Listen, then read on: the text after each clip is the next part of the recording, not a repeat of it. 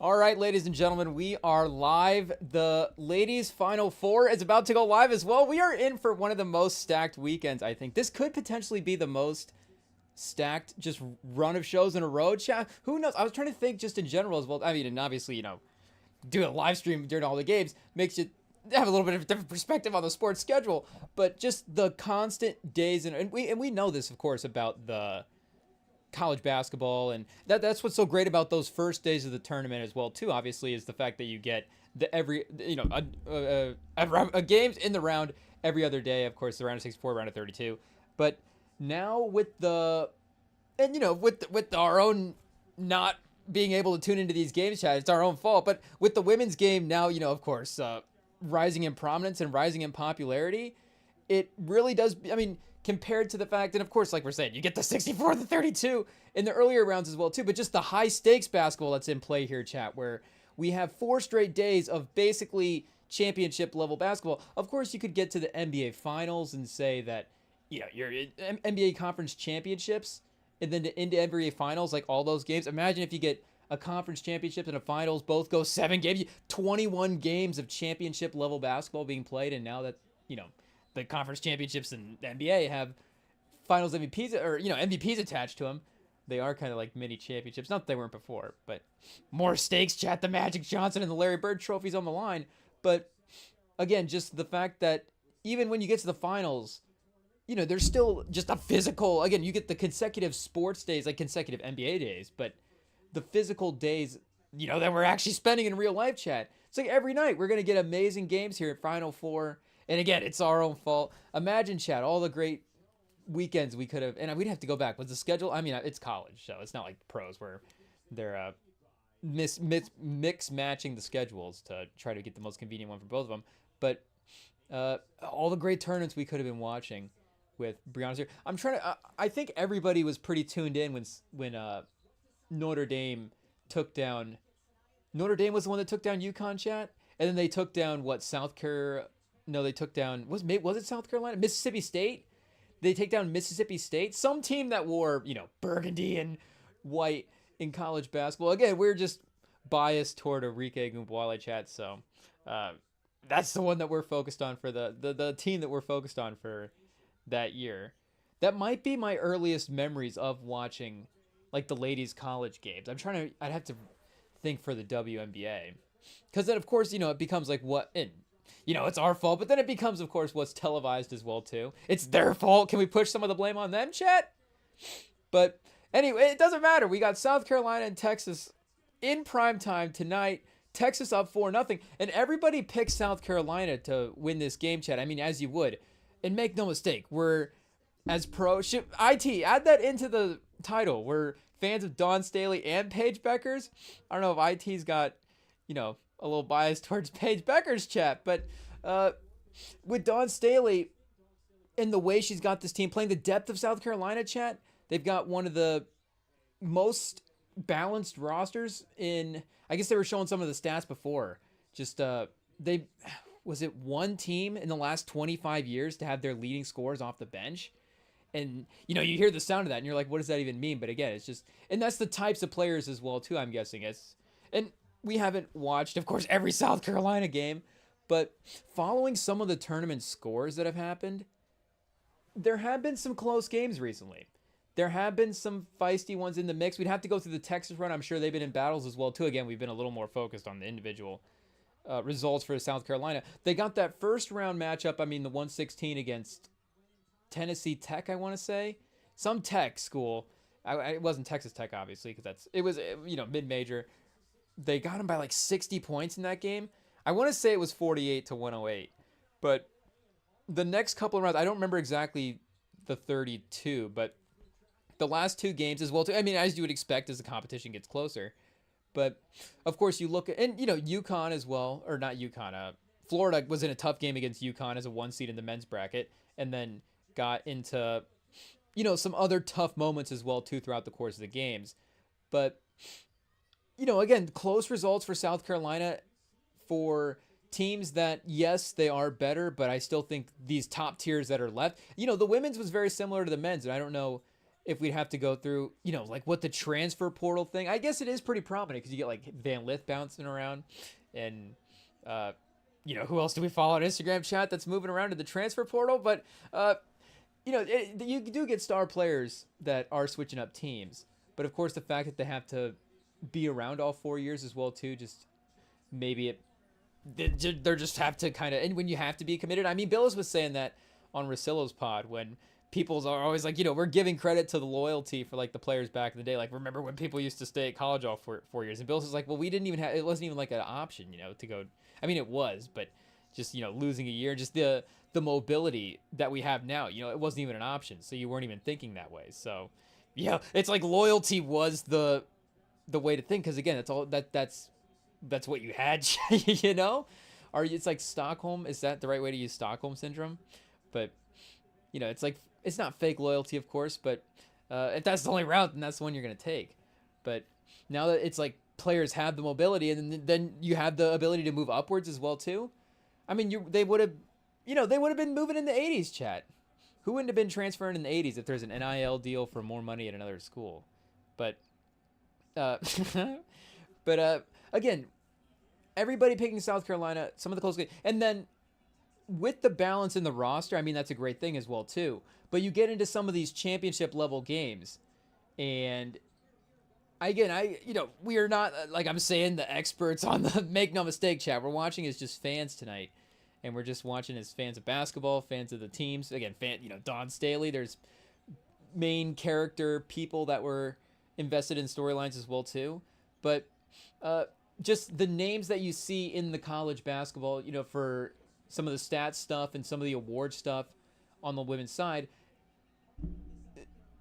If we were drafting players in the Final Four, where does South Carolina's top end talent rank against the top end talent of some of these other teams, chat? And again, this is when, I mean, you love a balanced team. We're thinking of UConn earlier. UConn with Dan Hurley, that team last year was a team that, I mean, again, you look at a guy like we talked about with Klingon winning the back-to-back national championships, and a lot of guys in that team, like, maybe we do have to start thinking about like Klingon as like an actual more college basketball star than he was. But in Castle as well too, best rookie in the NBA right away, was on that team that 1 year as a freshman last year. But again, make a more balanced unit. But they still had stars. They had Klingon, they had Castle, they had guys that they could go to in moments, even if the star power was maybe defensively. So maybe again, that's us just not being as clued in on the individual talents of some of the South Carolina players. And that's what happens when you're just looking at the box scores, just looking at some of the points per games and stuff. But it was just something I had. If you're looking at some of the odds as well too, South Carolina's, I believe, was favored in this game. I mean, as you would expect. But that just immediately thinks, okay, well, how do you start thinking of the route for Texas? And I think Booker, if we were again just ranking players in this game, would Booker be the best player in the game? But I know, like, looking at some of the stats, Chloe Kitts has had a great year as well too, in a great tournament. She's been the most consistent double-digit scorer, anyways, I believe, for South Carolina in the tournament, chat. But is she off the bench as well too? She's not in right now. So again, we're not clued in on South Carolina's sub patterns, but they are down 4-12 right now, chat.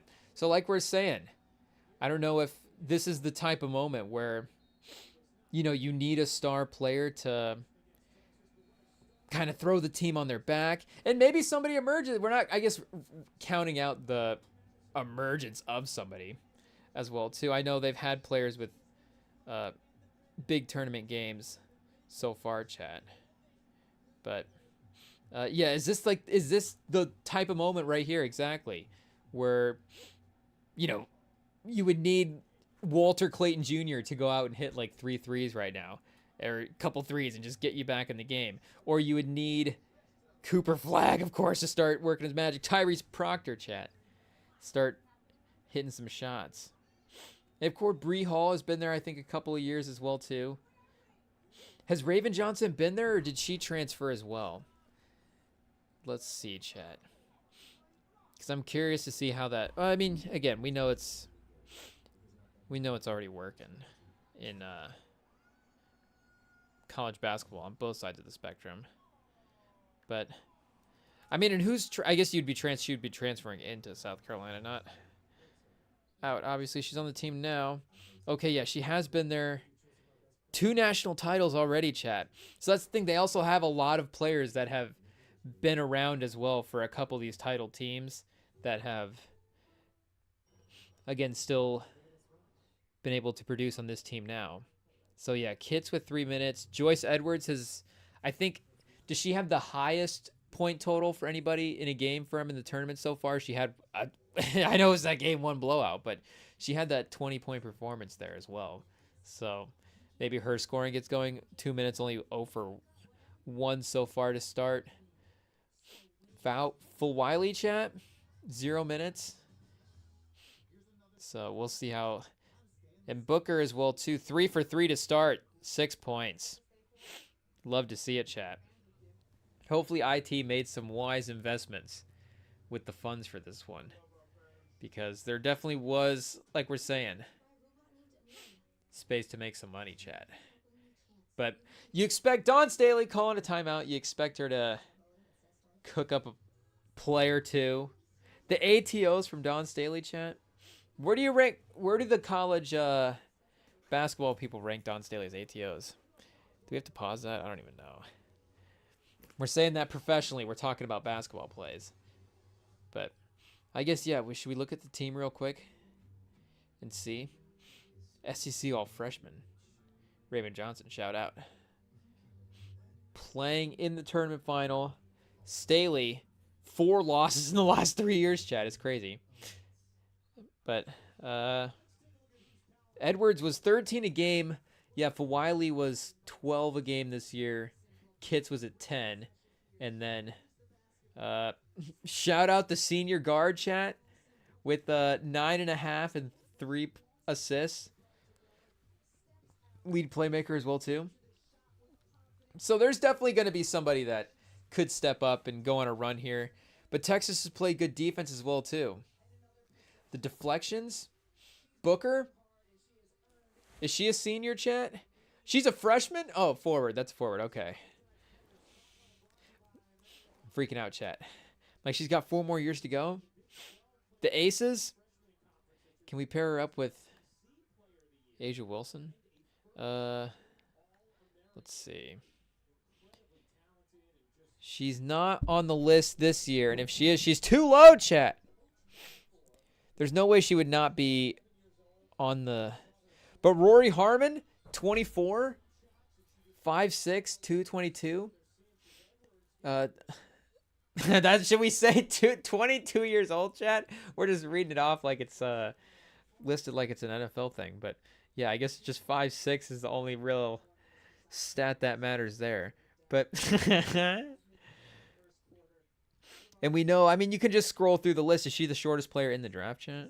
Shout out. So, I'm trying to think, what's the comp? Who's like the shortest NBA player that's popped over in the last few years, chat? Have we had any under 6'2" guys? Like, I guess Scoot is kind of in that range. I don't know what the Wish shoes measurement is. And, you know, some of the hair as well, too. I don't know if that can affect where that measuring... Hey, yo, pause, chat. But, you know, where that measuring... looks at. But is Kits back in the game? Wiley, chat? Okay, it's 4-12. And they do play the quarters, of course. Where are they even playing the Final Four at this year, chat? For the women. Of course, the guys, shout out San Antonio. But are they in do they always do it in the one spot? And is it Alabama, chat? Or are they in a different spot? Oh, they're in Tampa Bay? Okay. Somewhere in the SEC. And now South Carolina is just sloppy fouls, bringing the ball up, not even really getting into their set yet. And we should mention as well, too, we do also have some NBA going. But Sabonis is really going to have to play a game for us to pay attention, chat. It took a second there for us to remember that this game was going on. Kings versus the Hornets is also on in the background as well. We'll definitely be scanning through the night of NBA, but the rest of the games will be starting up here in a little bit. And I think the main game, the NBA TV game, is Suns versus Celtics. So yikes, chat. Yikes. Unless it's a crazy Booker game. You never know. Booker could have a... But with no Durant, they're just going to be able to I guess we don't know who's really all playing tonight as well, too. Celtics fans, I'm sure, do because, they'll be locked in on their own injury report chat. But, with the guys that are in the mix, they'll be able to rotate a lot of them on Booker. So he'll definitely have to work for a lot of his shots tonight. But they really made sure to put a lot of the tanking teams on in conjunction with the Final Four as well. So again, we really can focus on South Carolina and Texas. But Hornets versus Kings is a competitive. I mean, it's 12-12. Oh, never mind, chat. 15-12. Saloon, our guy, he's making 3-pointers now. Is that the first 3-pointer we've seen him make in person? Obviously, some of the highlights, chat, but it's one of those things like you're like, okay, he's actually got to make one at some point when we're watching one of these games. That might have been it. Shout out.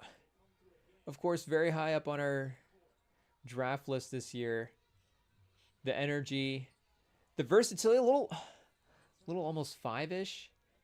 He's in the corner right now. So, you can move him around. But who's the center? Who's just on the roll? Diabate? Chat. I don't know why I'm going to butcher this guy's name. Another Final Four legend. He hit that buzzer beater. But Diabate, I think. So they got him at the 5 right now. And then Saloon out the 4. And that's how they've been using him, mostly posits. In the corner, the spacer, which is a little bit of a jump. I mean, that's part of the reason maybe it's been a minute to get him into the lineup, because that is a little bit of a different role than maybe, we have to go back and watch the tape from France. Or where's he from, chat? Australia? I don't know. There's so many international guys now. You really have to have a database to remember all the countries, but I think he's another French guy. I don't think, is Saloon an Australian name? I'm not really sure. But, and again, I'm not really, but he was really effective, of course, crashing the boards, the energy stuff around the rim, just kind of causing chaos, setting screens. So if you have him out in the corner as well, too, you're really losing a lot of the screening game as well. So those are a lot of the attributes that you want in a center in the NBA. And he definitely can, again, with the way the NBA is played now, he can definitely fill that role in certain lineups. But at least in terms of building out this lineup, that's not how they've been using him mostly. Is that Raven Johnson on the block, chat? Do we need to get a wingspan check on Raven Johnson? SEC all defensive team? What's the comp? Is this Bruce Bowen right here? Chat, what are we doing? But again, maybe it is the defense that just, the intensity that steps up. Because Dawn Staley is up pacing the sideline now. We'll have to watch the degrees at which the head tilts, She starts looking up, down. I don't know if IT can get a graph on what's worse. But as she continues to lock in, not that she wasn't locked in, of course, but the energy that she provides, I'm sure, spills over into the team. So maybe she just has to play the game from the sideline, chat. A lot of pacing. Her team, she's like we're like those bikes that you can, those Pelotons that generate energy for your house. Like Dawn Staley has to pace the sideline in order to get the team to play well. It is, but that's kind of almost like a little Steve Kerr thing as well too.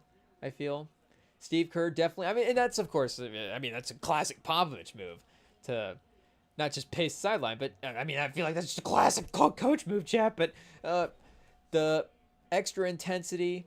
What's the quote he had in the huddle that one time? Oh man, I forget, chat. I've another excuse to go back and watch the Popovich compilations. Shout out to our guy. Hopefully just if we can, he'll be back in the Spurs family in some way in the future. But it's just like, when is that day, chat? When is Pop going to be back in our lives? Poor Popovich.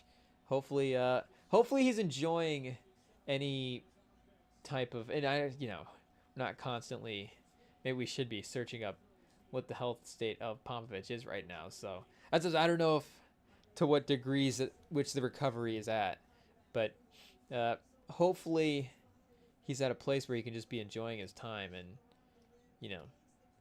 being ready for whatever the next thing is for him. But South Carolina getting to the rim at this point is now down 14-11. So I don't think Texas was South Carolina getting dominated. Like, what is the last? I mean, like we're saying, Don Staley's only had 4 losses over the last couple of years. But I mean, would that one? So the 1 year undefeated, of course, they win the national title. The other one, the one loss would have been in the finals, right? That would have been when Caitlin Clark got the win because they were undefeated at that time. Forgive us for not remembering all the perfect storylines, chat. But so one tournament loss as well too, and I don't think Iowa definitely didn't like blow out South Carolina in that game, if I remember correctly. But like, when was the last time she ever got teams like 20 points in a loss? Maybe it was one of the 3 losses this year. Who knows? But I guess when was the last time it happened twice in a year? Do we have to go Thor on it sometimes? Pause. Hey, yo, chat. Going Thor on Don Staley's kind of crazy, but he hasn't beat me once. He hasn't beat me twice. So maybe Don Staley hasn't. Again, we're not saying that maybe South Carolina ultimately gets the win here, but will they keep it close? Will Don Staley at least be in the mix? I mean, that's all we want for Don Staley, as long as it's close, right? I mean, I don't know what the storylines is going to be like. Is South Carolina, oh, what a dis... But, of course, I'm sure internally their expectations are to win a title. But just from a narrative standpoint, and, Don Staley making the Final Four, what happens if you have a bad game against Texas? Like, the Don Staley narrative's going to go south? Probably not. I'm just, again, that constant... Because you got, like, Gino this year with Paige Bueckers on the other side of the next game is... Of course, with his run of years and his established titles and all this stuff, chat, like, him being back in the mix this year, if we're just doing the instant sort of college basketball rankings for head coaches, it might be at a place if UConn wins the national title, he might be back up in that spot. Like, he might take the belt from Don Staley, chat, as the best coach in college basketball. But, I mean, if Don Staley is close in this game, and again, like, Booker keeps tearing it up and Texas is just playing really well. I mean, a incredible rebound on the other side. I think they're going to get him on and over the back. But, the effort from Texas, like, again, the South Carolina intensity is always, and the defense has always been a main focus of the team. But Texas has definitely been matching that energy for a large part of the game. Yeah, it's almost, oh, chat. The rebounder, of course, both people fall to the floor, but falls right on the head. A hip to the head. That's crazy. I mean, it's got to be a foul. It's a foul on South Carolina. Okay. I forgot we even had the sound going in the background, chat. But Texas at the line. Okay, that makes sense. I was about to say it wasn't a foul. It didn't look like a foul until the South Carolina player fell back into the Texas player. So maybe they get him on over the back, but definitely just out-rebounded that time. And, of course, in the past as well, too, South Carolina has maybe been a little more equipped to the center position. I don't know what they're looking like this year for... I mean, we're mentioning a lot of the depths. It seems like a lot of the wings and the backcourt players is where this team is thriving. Where, perfect example, like we're saying last year with Cardosa. And, I mean, of course, like we're saying, these players are there till they're seniors. So, Cardosa for a couple of years. But she had her time as well, too. Because she had a rise, of course, was it like off the bench to sort of secondary player to star? Or was she kind of like sixth man to star from junior to senior? Yeah, okay. She was like a sixth man. I was trying to remember what, because again, with South Carolina, it doesn't really matter like where you're starting at and what the final thing is. It's all 8-9 people in the rotation and, just lineups and who's playing well or whatever. But as a freshman, 13 a game, chat, in 24 games, and then and then as a sophomore, 32 games, 13 minutes a game, down to 5 a game, and then 9 points in 36.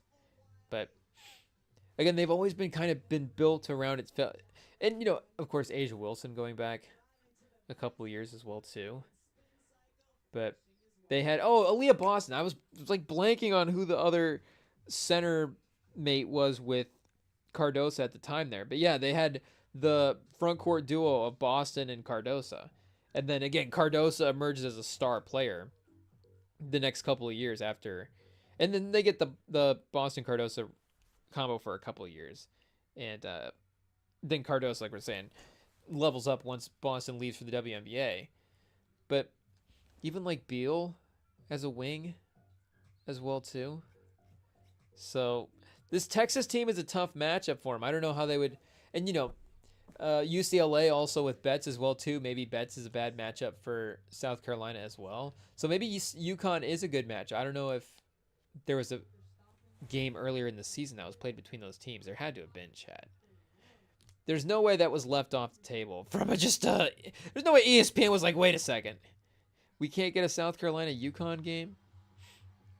Just stir up the ratings a little bit into the season. So, yeah, I mean, Indiana in the second round, they get an 11-point win. But Maryland in the last round, a 4-point win. And Duke as well, too, a 4-point win in the Elite Eight. So their ability to win these close games as well, too. I mean, you definitely can point to that as a factor if this game becomes a clutch game. And if these teams are having to battle it out in the end, then South Carolina is, of course, proven to be good in these situations. And I guess I don't know if, did Maryland storm back late and make this close? I'm not really sure, chat. But just if that was the case. So, yeah, they did play. Oh, and UConn got them, chat. 58-87. Yikes. So that was the last time Dawn Staley had a crazy loss. I mean, I don't know. Is the storylines already... do we need more knowledgeable WNBA people in the chat? Like, are the storylines... And it's going to be a battle, regardless, between Gino and Dawn Staley. And there's no, wrong answer. Again, it's just more who has the belt and sort of the conscience with the instant results. Fudd with 6 for 10 from 3, 28 points. Bueckers 2 for 5. Shade off the bench, 3 for 6 from 3 with 9 points in the game. So between her and Fudd, chat, really carried the team from a perimeter shooting standpoint. I was going to say it would have to be like a big 3-point shooting day from UConn for them to win that game. But Kitts 3 for 7 from the field. Joyce Edwards in that game, 17 points. 10 from Tahina, chat. Do we say the first name right? 3 for 11, though, in the game is kind of tough. So maybe, I don't know, chat. They've had games against these opponents in the Final Four.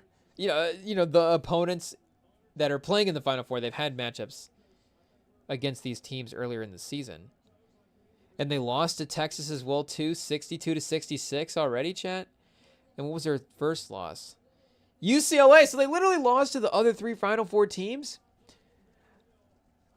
I'm literally scratching my head on I guess I'm not scratching my head on why they were favored. Again, I get it, chat.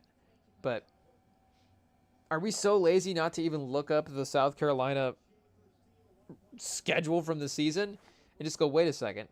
They already lost these other 3 teams. Oh, they got to win against Texas again. Oh, chat. I take it back. Shout out. IT, scratch that from the record. Delete that. 64-45.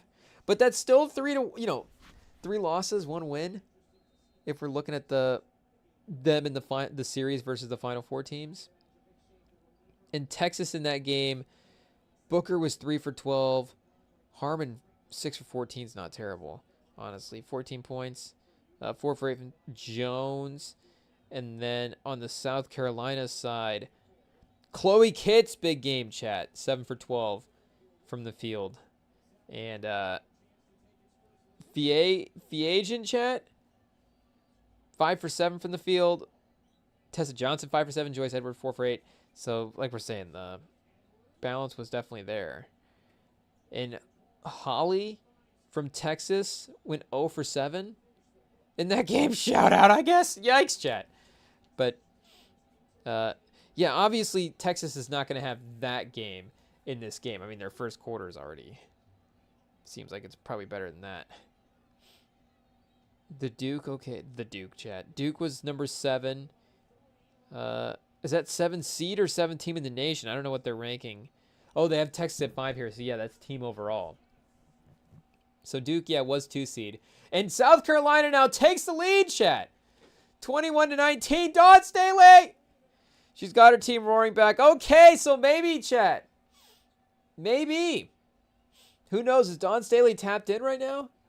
She said, prove him wrong. So why are you doubting the fact that we were favored in this game?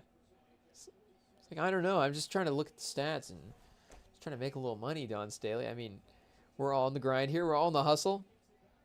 But it's why you can't let these things be known, chat, because then people get motivated. People get vendettas out for revenge. People prove them wrong type stuff. And then it's like, oh, no, now you're throwing a wrench into my whole plans. But Texas responds with a 3 on the other end, 22-21. Matching it up. So Johnson in the corner, chat. Oh, blocking foul on Texas. But do they go with some of the more, you know, and again, we're not looking at the full roster, but you're thinking like, you know, Raven Johnson's a first team all defensive player. Do you have to go with that defensive lineup like maybe they were trying a little bit earlier? Or is it, you know, like balancing it with the Texas subs, maybe Texas's depth, of course, not being as good. These are the moments where they're going to struggle. But maybe South Carolina, do they lean into a little bit more of the offense and a little bit more of the three-point shooting and try to match, space the floor?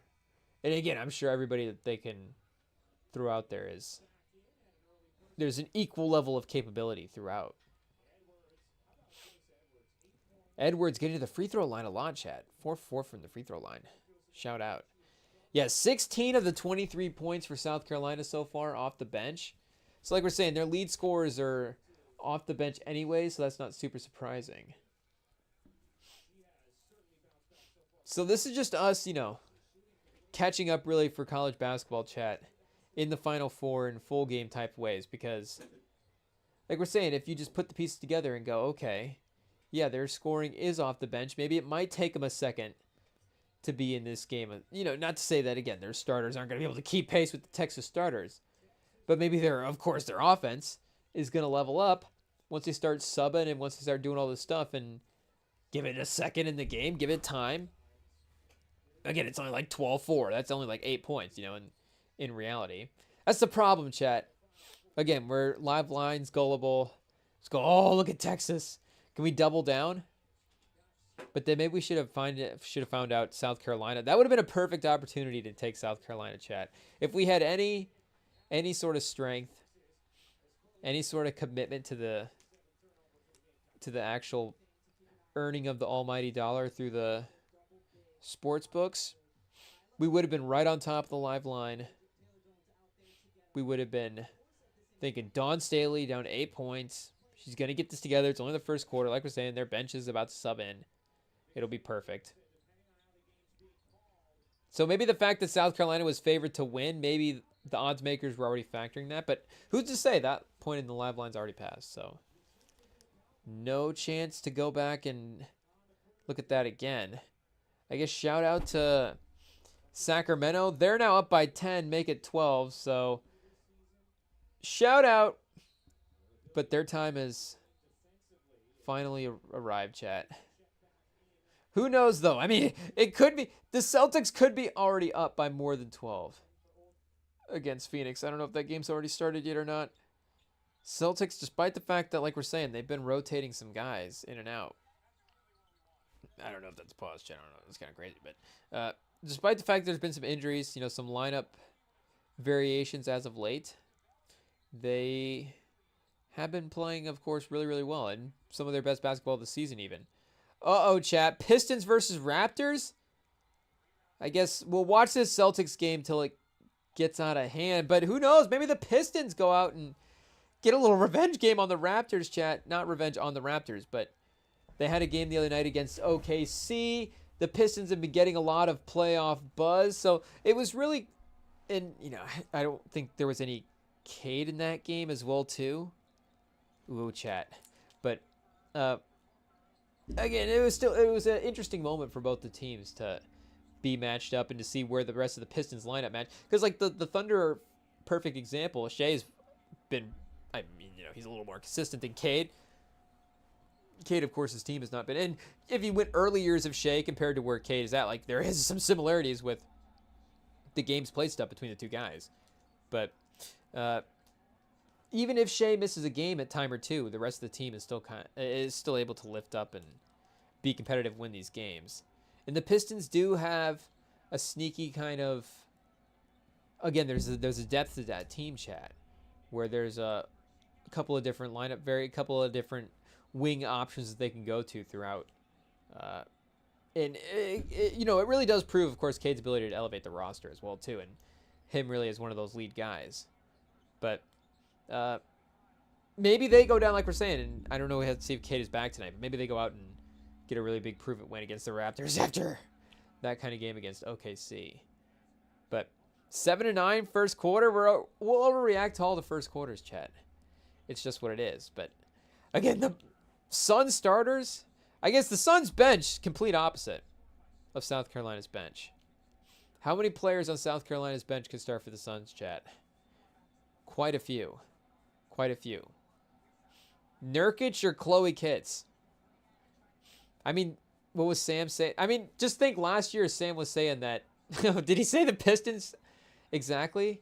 Maybe the Pistons and the Wizards. That Caitlin Clark could play on both those teams. So I don't know. I mean, of course, any team could, of course, still use Caitlin Clark, chat. But like we're saying, the Pistons and, do we need to be careful to cancel us now, chat? All due respect to Caitlin Clark. But, who's Malik Beasley, chat? Tobias Harris.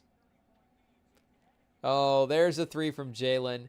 So, yeah, Jaylen, we got a no-hair Jaylen Brown now. Buzzcut Brown, chat. We start calling him Buzzcut Brown. The man is just leaning into the beard. I don't know if he's... Fresh start going into the playoffs. Sometimes it's always weird to... Not weird, but, you always wonder what that means when a player switches up the hairstyle. I mean, sometimes you get a guy like Derek White, for example, same teammate, who will switch up the hairstyle, and you go, oh, okay. I see what you're doing there. That makes a lot of sense, yeah. That's actually a good move. Or it's more the in-season change is the big one. When you go into the, media day, off-season, outside of Jimmy Butler, media day is like, I'm going to present my new look to the NBA, chat. It's picture day. You got to pull up, fresh cut, new look, new style, the whole thing. But in season, ready for the playoffs, you have routines. A lot of these guys are superstitious. I don't know, Jaylen Brown, it could really go either way. We'd have to go read some of the interviews. I feel like he could be a really superstitious or a non-superstitious guy. Like, see, I don't think Tatum is a superstitious guy. But then again, the basketball superstition, you never really know. Everybody's kind of sports superstitious in a way. Oh, Brown from 3 again. So Buzzcut Brown's a bit of a heat check player. He will be taking much more 28-footers with this new haircut. This is the new life that he wants to breathe into his game, chat. Early transition 30-foot jump shots. Borrowing from an old Tatum playbook. Watching highlights of his old teammate. Being, hey, I like that era of Tatum. Let me dip back into that real fast. Oh, no, the Tatum Brown pick and roll. Is that Dunn or Iguodala switched onto him, chat? I think it might be Iguodala. Tatum just takes him to the rim. The physicality, chat. And why do they have Tatum on, I guess, Derek White's on Booker to start? If Tatum on Beal, oh, man. Good luck, Bradley Beal. I don't know if that's... Yes, Tatum is, of course, can he hit lock-ish down level defender? I mean, like Sam says, defense is effort. So can a lot of guys be lockdown defenders when they really want to be? I'm sure. Tatum another 3. Boston up 7. This is where it starts getting out of hand. Does Coach Bud even call a timeout? I don't think Coach Bud uses his timeouts anymore. Oh, chat. Did Jaylen Brown bank in a 30-footer earlier? One leg? At the shot clock buzzer, so he had to take it. It's, I guess, technically a good shot. I guess the only shot you got, but yeah, new look Jalen chat. Shout out. Xavier Tillman, Derek White. Is there a theme now with the Celtics chat? Bald players. Oh, Drew Holiday. Don't lose Al Horford. Don't lose the. I guess Porzingis kind of too as well too. They're doing a timeout video piece right now. What is it? If you could receive a lifetime supply of anything other than money, what would it be, chat? NBA championships? A lifetime what does that even mean? A lifetime supply of NBA championships? How many NBA championships is a lifetime supply? I mean, you would assume that's the champ. I think that would be the championship every year, chat. Because I mean, what's the most championships that players ever won? I mean, I think it's 11. Has anybody won more than Bill Russell, chat? Was there somebody that nobody won 11 and then bounced over to another team won like a 12th one, did they? I guess you start going like Phil Jackson, Steve Kerr, like those type of players, coach, GM. All right. How many rings did Jerry West win, chat? Shout out. I think he got a couple there with the Lakers. And when was he a Warriors executive as well, too? Was he like a consultant at one point with the Warriors when they were making their run there with the Splash Brothers? But I think with some competitive nature, I know like me and Sam, if I asked Sam, lifetime supply of Super Bowls, chat, he would need the Super Bowl every season. I mean, we literally asked him in the playoffs this year if making the Super Bowl was enough. And he was like, no, we have to win the Super Bowl and complete the three-peat. And I mean, yeah, it's history, the legacies, all that stuff. The instantaneous just Brady versus Mahomes thing that cheese. Like, Sam doesn't even have to wait now for the rest of his life for the Brady-Mahomes thing to be reinvented. Because even if, I guess, you know, I'd say even if Mahomes goes back to the Super Bowl again this year, that'd be 4 appearances in a row. So, did Brady ever go to 4 Super Bowls in a row? You know, there'd be at least something there that Chiefs fans would have to hang their hat on. But the fact that he had to the chance to accomplish that historic feat from winning the 3 Super Bowls in a row, something that Brady never did, could have put him, you know, it could have had something above him that really no other guy in NBA history or NFL history has.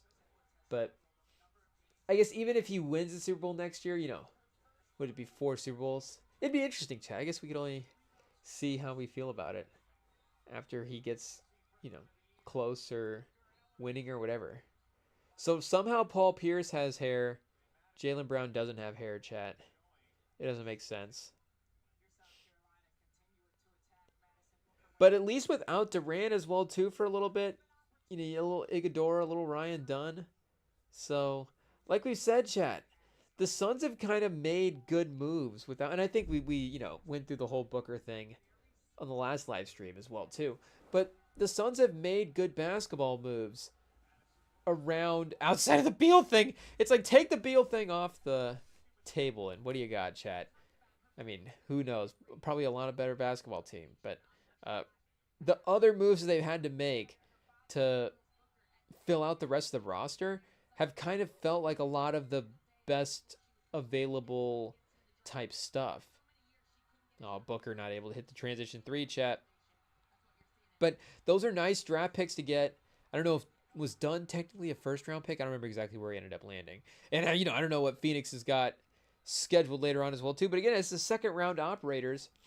It's kind of a nice role players to have, and they're nice as well too if you're trying to be a good team right away. Of course, there can be a different player that you're gravitating towards, maybe if you're not as good of a team, but sometimes that almost can be overthinking it a little bit, where you're just swinging at defenses every time in the draft, especially some of these later picks. Not to say that it hasn't worked, Chad, of course, but you just get to swing it for the fences every time, and not even, you know, second round too, like maybe end of the first round, which, like we're saying, you know, still super successful for taking players. But sometimes as well, too, just that 3 and that guy's like, oh yeah, he's gonna be a 3-and-D guy. He's gonna be a quote unquote role player. He's just gonna be that solid player. Sometimes that value that guy can provide, especially on the rookie contract, and then any kind of extra offensive thing that he may be able to bring to the table as well too. Like a lot of times those guys end up being the more impactful guys. And like Iguodala and Dunn may not be, are they gonna either of them gonna be franchise players, chat? But both of them, I mean, I'd take both of them on the Spurs, chat. It's not like the Spurs couldn't use wings and defenders and other energy front court players around Wembanyama. And you think Wembanyama, Iguodala, I mean, Wembanyama with the shot blocking and the potential 3-point spacing could make up a lot of stuff that Iguodala does. And Iguodala, maybe some of the rebounding stuff that Wemby, I don't know if there's like some short roll creation stuff with him versus Wemby that could be interesting as well too, where he's playing the 5, Wemby's playing the 4, or Wemby's the 5, Iguodala's the 4, however you want to play it. But I'm just thinking offensively, Wembanyama's out on the perimeter, maybe a little more in a 4 type position. Oh, and another 3 for South Carolina, chat. 36-33. Uh-oh. Dawn Staley is no longer pacing the sidelines. She's kind of strutting on the sidelines. She's got a little pep in her step, chat. That could be a scary turn.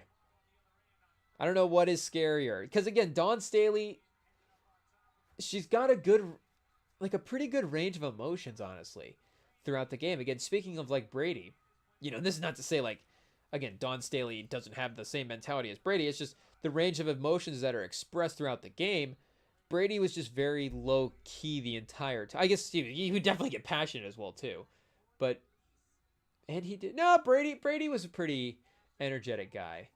But I guess the memories that are just burned into our brain, chat, are the ones of him just locked in and just like, oh, no, here comes Tom Brady. This is going to be a disaster. But there's just a charisma, chat.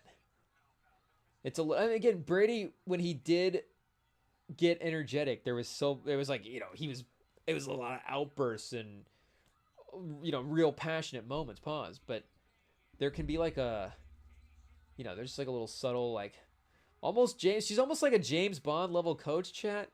Dawn Staley, the James Bond of coaches. I think that might be the only comp at this point, but they're about to close the half here they're on a 9-1 run right now.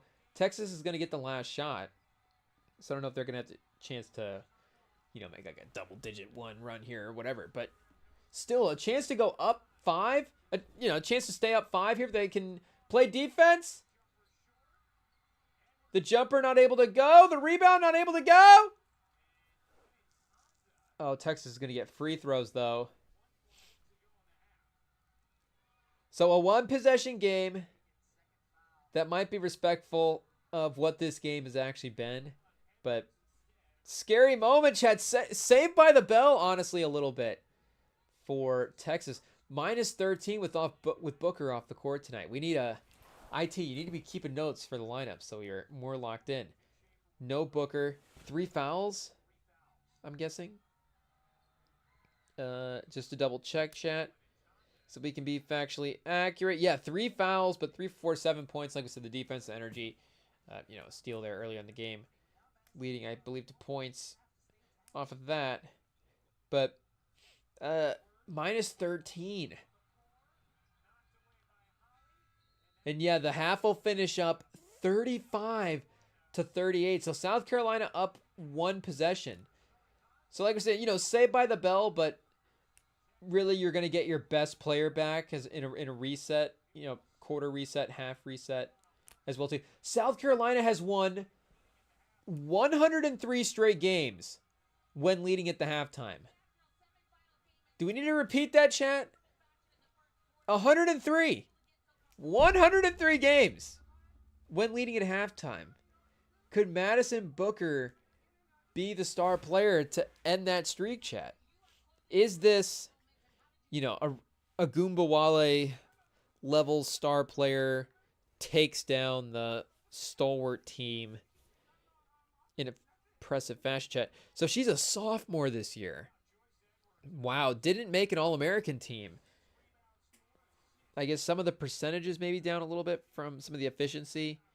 from where it was last year, but 16 a game, 5 assists last year as well. 16, 5, and 5 as a freshman, chat. And I mean, you're seeing that elevated version potentially of that player in this game as well. And there's a two-way thing there. I mean, 2 steals a game in the per 40 this year. So I don't know. Maybe with the defense, I feel like some of the advanced stats are all pretty even. Led the conference in points produced last year. Win shares, higher win share this year, but more, I guess, important win share total in the landscape. Higher box score plus minus this year as well. So yeah, maybe the team being better helps. I don't know exactly what I think this team was good last year though. I mean, I'm assuming it was. Texas 7th though in the AP poll. I guess they did make the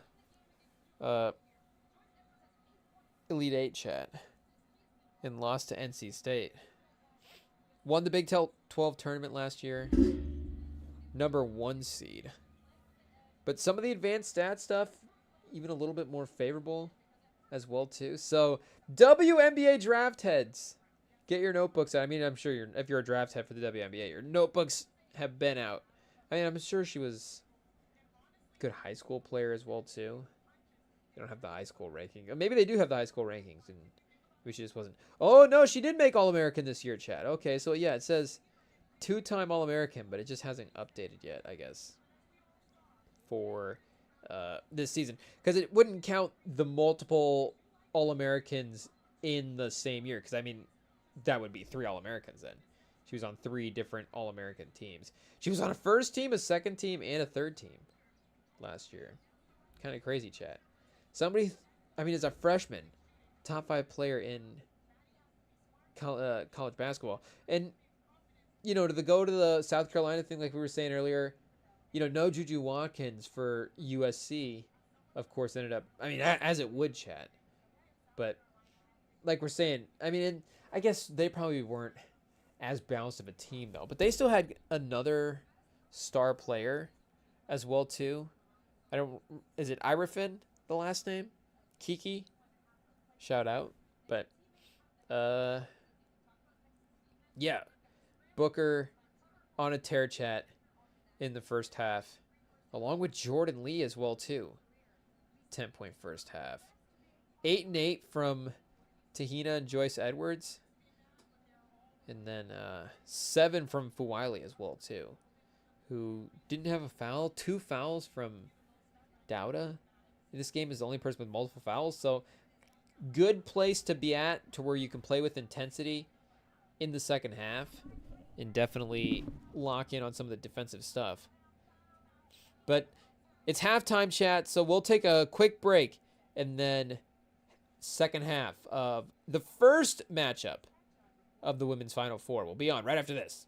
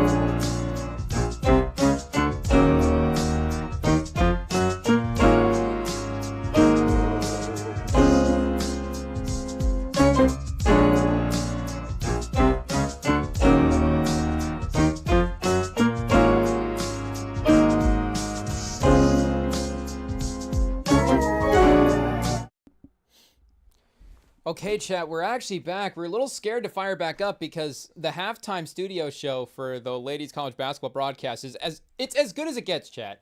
You got, of course, Elle Duncan hosting the thing with Andrea Carter and Chinea Ogwumike. And it might be, I was trying to think about that one compared to the NBA one, or even, I guess we could compare it to the guys.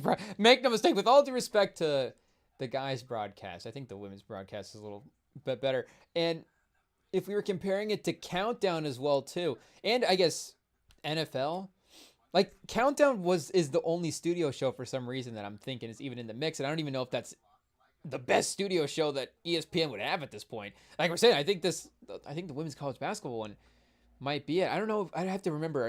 They also do the WNBA as well too, right? Do we have to go back and remember the WNBA finals? But the thing about Countdown, it's fun. I mean, make no mistake, you got big personalities on there. You got Stephen A, Bob Myers, and Perk, and Ogwumike will also pull up on there as well too from time to time. But when it's the Bob Myers, Stephen A, Kendrick Perkins combo, I don't know if it's like a secret or not, chat, but it's Stephen A and Bob Myers. Like, they don't get along. I don't know if they've ever sat down at a dinner and like had a nice conversation. Maybe they do. I feel like they've talked about that. They'll like be bickering, and Bob Myers is like, "You don't treat me like this when we're at dinner. Ha ha ha. You're kissing my rings, blah blah blah." And but they just like, you're throwing shade at Stephen A, and then Stephen A will be back with like comments. And I mean, make no mistake, if Bob Myers swung on Stephen A, he, swing right back, chat. But they just, there's always a lot, and not that it's not fun TV, but for some, I mean, and you see it, of course, with inside the NBA now for switching networks and just going full studio shows.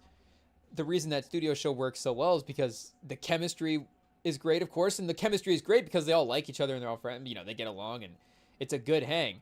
And I mean, that's the thing that is great about the studio show for that the ladies have going right now. It's a great hang, and they all actually like each other and they get along. And you're like, oh yeah, I could actually see these three people being friends. And hey, I mean, they are actually friends, but when they're on the studio show hanging out and interacting, you're like, oh yeah, these are three people that actually like and know each other. And I'm just saying, like Stephen A and Bob Myers, these guys are not getting along. There's just no way. Who's rolling up these cigars, chat? Oh, the victory cigars for the championship? Oh, chat, it looks like they're getting them from the real deal. Was that place a legal factory? What was going on?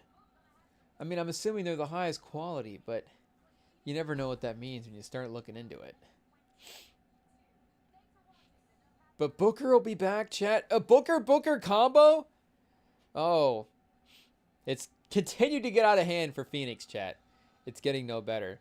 26-41. Boston still raining threes. It's just what it is. Pritchard now on Beal. Oh, Beal loses him, chat. Oh, he misses the shot. It is what it is. Beal still got some good dribble moves, some quickness. Beal he just doesn't care, chat. Because we all know that as much as a jump shot is mechanics and the muscle memory of it all, and it can just be second nature to these guys where they're not thinking about it, it is also a mental thing as well too. And it's not to say that Bradley, make the mistake, if anybody's not overthinking their jump shot right now, it's Bradley Beal. But that's the problem. The problem is I think he's underthinking his jump shot, and you need to find the sweet spot. The thing is actually not thinking about your jump shot. So what we said earlier about him not thinking, he's underthinking it instead of overthinking it. But you want to be not thinking about it and just, hitting the jumper every time. Just same thing, boom, boom, boom, automatic. But it's just, I mean, and you see it with the defense as well too, chat. It's just like, oh man, it is what it is. But they're down 20 and he's getting paid $1 million for every point they're down. It's going to turn into that a little bit later. Once Sam Hauser gets to cooking, what are we at right now? 7:50 in the second quarter. Yeah, so after this time, up 20, it's already kind of been in that territory, but now this is really the point where it's like, oh, the game's out of hand. Phoenix, their season's already over, so I mean, it's not really mathematically over, but mentally it's over, and they'll just relax at this point. Sam Hauser will just be able to run off a couple of screens. they'll be like, well, at least we can put Beal on Sam Hauser. And then nope. Sam Hauser just running around all over the court. That's one of the problems with Boston, chat, is you can't hide Bradley Beal. Is that should that be a test for us picking a title team this year? It's just a hypothetical, like, if this team was playing the Suns in a game, could you hide Bradley Beal on one of their guys, Chad? If you're playing the Thunder, some of those lineups, I mean, a lot of their lineups, you're not really, there's nowhere really to hide Bradley Beal. And, the thing about the modern NBA as well, too, is the gravitation, of course, toward all of these shot makers and just having, 5 creators out on the court at the same time. And just the skill, of course, of the guys continuing to rise. Except for Bradley Beal, Chad.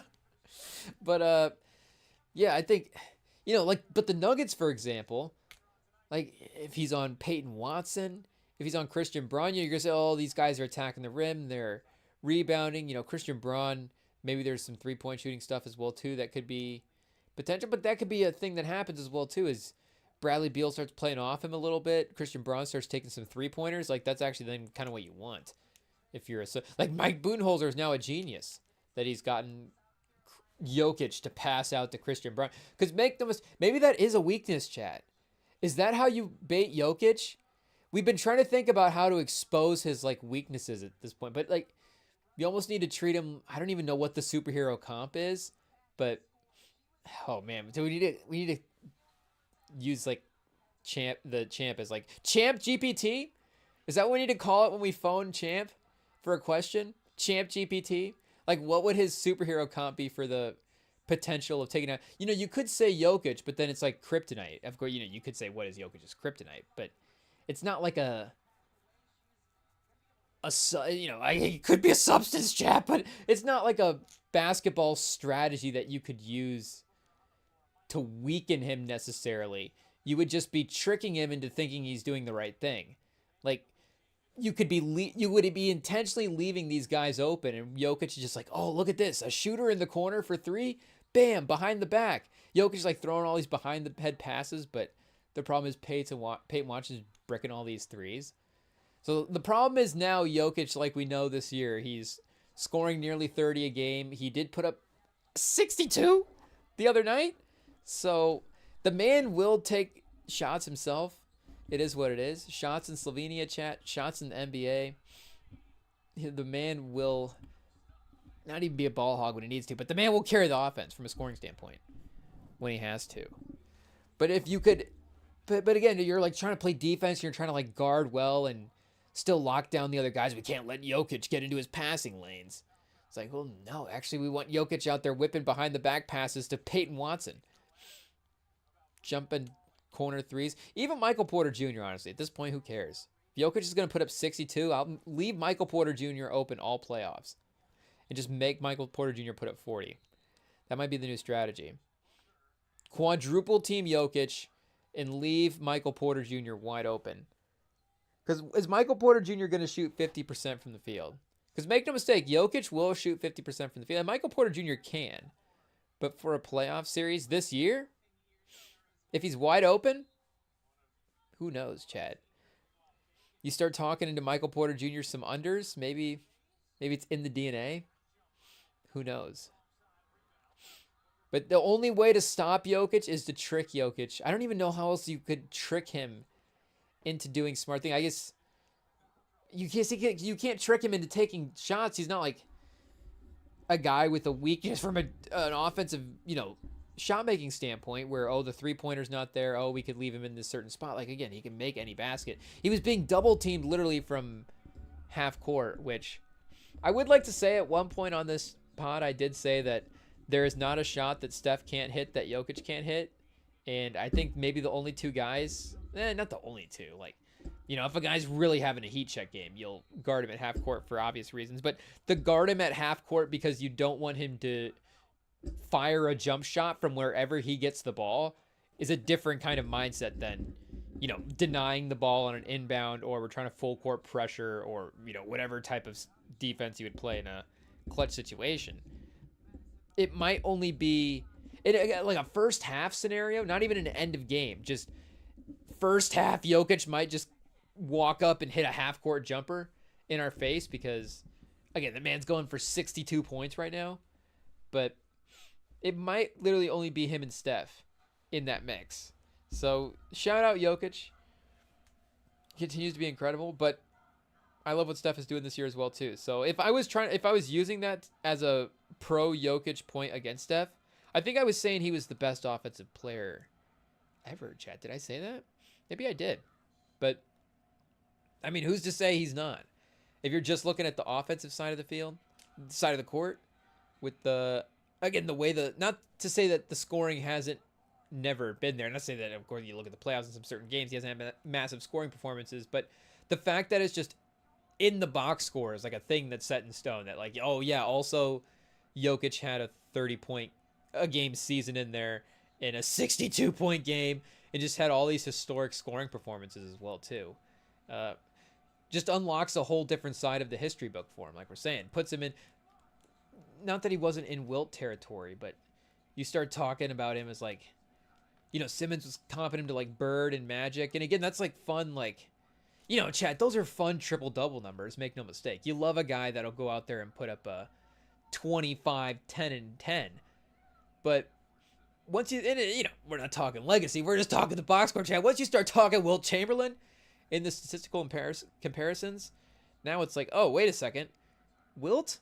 He's putting up what kind of numbers? Wilt numbers? I mean, Jokic, he's not putting up 50 a game quite yet, but who knows? Like, what is the highest scoring performance outside of... Well, I know MJ had it for a while. I don't think, like, Harden went up and got that one at some point. And I want to say it's like 30. It might be 37. I was going to say 34, but that's too low, chat. Do we go 37? Did MJ score 37 points a game in 1 year? Again, an entire game. Oh, what are we at right now? Oh, basketball? Is this just international basketball?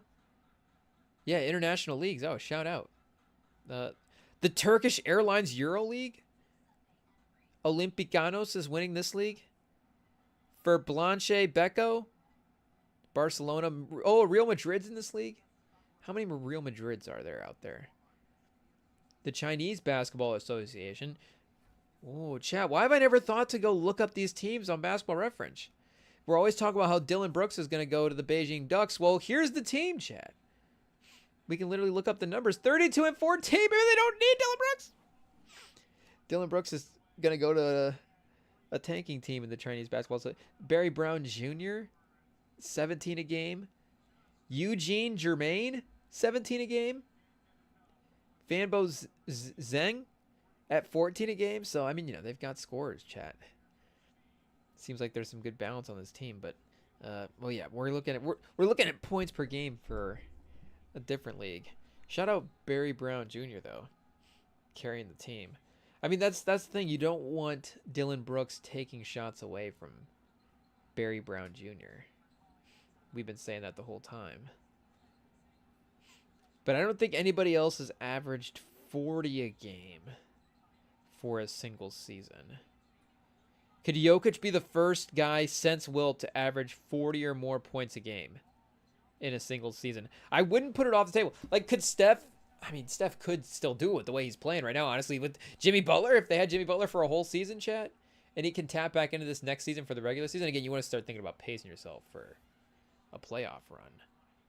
But if we're just thinking who realistically is going to be in a situation where they need to put up 40 a game and it can actually perform it. And the thing with Jokic is like, he's probably going to do it efficiently as well too.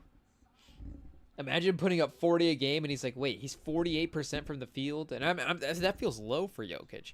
Jokic is in like the high 50s, almost 60s at some point. You start going, 52% from the field and 40 a game and 39% from the three-point line. Like, what are we talking about here, Chad? But, I guess Wilt also got 40 a game 1 year. 62, 63. 38, 37. And then, yeah, Michael Jordan did 86, 87. Averaged 37 a game. See, Harden did get close. I was going to say Harden was in the mix there in one of those years. 36.1 points per game. Rick Barry 35, Kobe 35, MJ 34, Kareem 34, Elgin 34. You've got Luka last year 33.8, Embiid a couple seasons ago 33, and just that in perspective to the center position as well too. Outside of Wilt and Bob McAdoo at 34 a game, shout out. Is Bob McAdoo more of a power forward when he put up 34 a game though? We'll have to write that down. We'll go through the Bob McAdoo career on YouTube at some point and give that a deep dive. The fact that I haven't watched a ton of Bob McAdoo games at this point, that's really one of the he's not one of the few legends that we haven't watched a bunch of games. Make no mistake, most of the legends, but I'd say the legends that are on our list of like, oh, that's just a random guy from basketball history that we really like. Bob McAdoo. I guess not a random guy, obviously, Hall of Famer, but just in the landscape of basketball, like, why do you gravitate? Why would you say that Bob McAdoo is one of your favorite? I don't know, chat. I don't know. There's a basketball card lying around one day. You look at it, you're like, oh, McAdoo's a cool name. He's got good stats. The Braves uniforms are cool. Good style. I don't know, something about a guy just Bob McAdoo. And like, I don't know, these power forward centers, 6'9", chat. That's like the perfect player. A 6'9" scoring power forward center who played in turquoise blue jerseys in the 70s. I mean, there's just no way that you're not going to fall in love with this type of guy. And even, bounced around to the Clippers as well too, I think 1 year. So and the Lakers run, I mean, purple and gold as well too, to solidify his legacy, win a couple of titles. Well-deserved Hall of Famer, chat. Bob McAdoo, shout out. Of course, like we said, Dennis Johnson, Adrian Dantley, another guy from the past. So McAdoo has to be and it's just our all 70s team. Maybe we have to go through that at some point. I don't know. See, the problem is you can't just research that type of thing. I mean, I guess you could, but you just have to, it just has to be like we're saying, the natural thing. Like one day you're just like, oh yeah, I guess Bob McAdoo is one of my guys, chat. I guess I'll just be a Bob McAdoo defender. If there's ever a Bob McAdoo debate that happens, I'm ready to go, chat. 34 a game. In what year is that? 74, 75? There we go. Locked in. 34 a game in 74, 75. Nobody can take us down in a Bob McAdoo argument now. But like we're saying, Carmelo for the team, if we're doing an all-time team. Which, speaking of, chat, I don't know if this is speaking of Jokic and speaking of Melo, of course, Melo, we should shout out as well, too. I don't know exactly in the timeline of when we've, been on our live streams to when he got announced. But definitely I guess, I don't know if it was announced before the Tuesday show or within the past couple of days. But, does it say here? 4-2? Oh, it was on the Tuesday. It was the day of the Tuesday show. I think it might have been, it's, that work into the Tuesday stream, chat. Make no mistake. Sometimes you're just not on Instagram to look up these news things. But former NBA star Carmelo Anthony has been notified that he's been elected, of course, into the Basketball Hall of Fame. Nobody is shocked. I mean, 75th all anniversary team before he even got into the Hall of Fame. So it's like, and it's Melo, chat. What are we talking about? We can debate the Melo legacy all we want. There's one thing we're not debating. The man is a first ballot Hall of Famer. Like we're saying, if you're tuned into the Rem and Sam pod, you're tuned into I'll say pro Melo propaganda, chat. And I know it'll get the old heads mad to say either one, and for us, make no mistake, Carmelo Anthony is still the first Melo. We'll refer to LaMelo Ball from time to time as Melo just cause, but if you're asking us if you ever walk up to us and say, who is Melo? Make no mistake, with the way we're talking about LaMelo Ball, I might just Freudian slip, chat, and say LaMelo Ball. Maybe I'll start putting it out there as propaganda to get LaMelo Ball in the Spurs, like we're saying. But shout out LaMelo Ball. But to us, of course, I think maybe even, I don't know, LaMelo's pretty irrational. He might say that he is the actual Melo. It would be from that LeVar side, of course. But the actual Melo is Carmelo Anthony. He's definitely well-deserving. I mean, 6-time All-NBA, 10-time All-Star, a scoring champ in there. Is there a scoring champ that is not in the Hall of Fame? Chat, we're just giving you trivia left and right.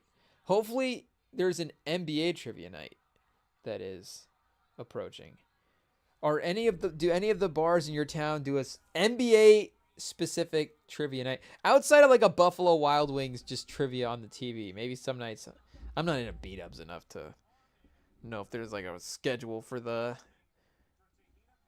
trivia questions that they have over there, chat. But if you guys have a spot that just does NBA specific trivia, that'd actually be pretty sick. But I guess we're going back to points per game. Did we just go year by year? Oh, this is going to have the other seasons mixed into it, though. Chad, look at all the guys from this year. 4 guys from this year are on that list. I don't know how many guys are on that list. So it might not be like 4 of the top 20 scoring performances of all time. It might be still pretty impressive. It might be like 4 of the top 75 to 100 to 150. Regardless, 4 of them in one season. Pretty impressive. But if we were going just the top player in scoring points per game year to year, is there any guy, I mean, not in the Hall of Fame, of course, the players that are playing now, but any guy that wouldn't be in the Hall of Fame? I mean, that would be kind of crazy. I mean, yeah, maybe for other reasons, chat. But from a talent standpoint, I mean, Spencer Haywood's in the Hall of Fame, and I guess he led the ABA in scoring. 5-time All-Star, 4-time All-NBA. Yeah, chat. Put him in the Hall of Fame. I support it. 30 a game. If you average 30 a game, you're in. It's an iconic season. It's like you have to. Sometimes you look at these guys like they're like artists, like making albums. These seasons are like albums. Like some artists, they're gonna have more stacked discographies than others, but it doesn't mean that if you drop one Hall of Fame like classic album, then you're in, chat. That's it. You're good to go. You've got it. From that legacy standpoint, I mean, obviously, again, you want to obviously continue to strive. But if there was like a hip hop Hall of Fame, the way I guess hip hop guys can be into the Rock and Roll Hall of Fame, right? Because the Music Hall of Fame is just the Rock and Roll Hall of Fame. Am I crazy, chat? Do I need to update my knowledge on the Music Hall of Fame? We might have to do a little deep dive. But I know like Biggie and Tupac are both. I'm pretty sure they're both in the Rock and Roll Hall of Fame. I guess we can look right now, chat.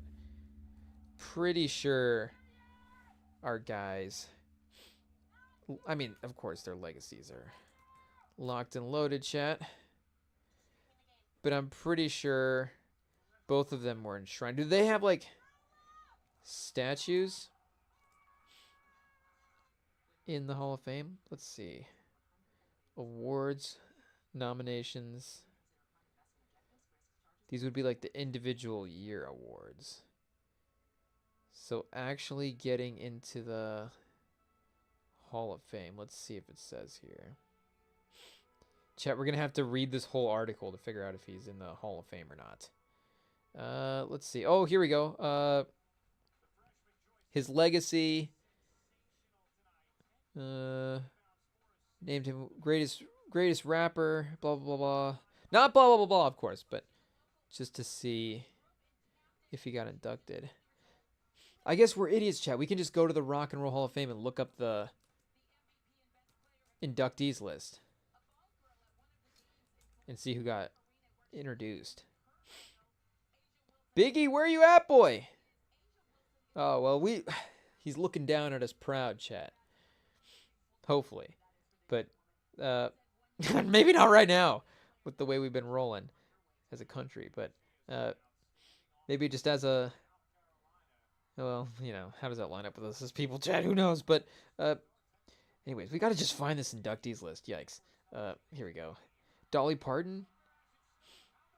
Did they put Biggie in before or after Dolly Parton, chat?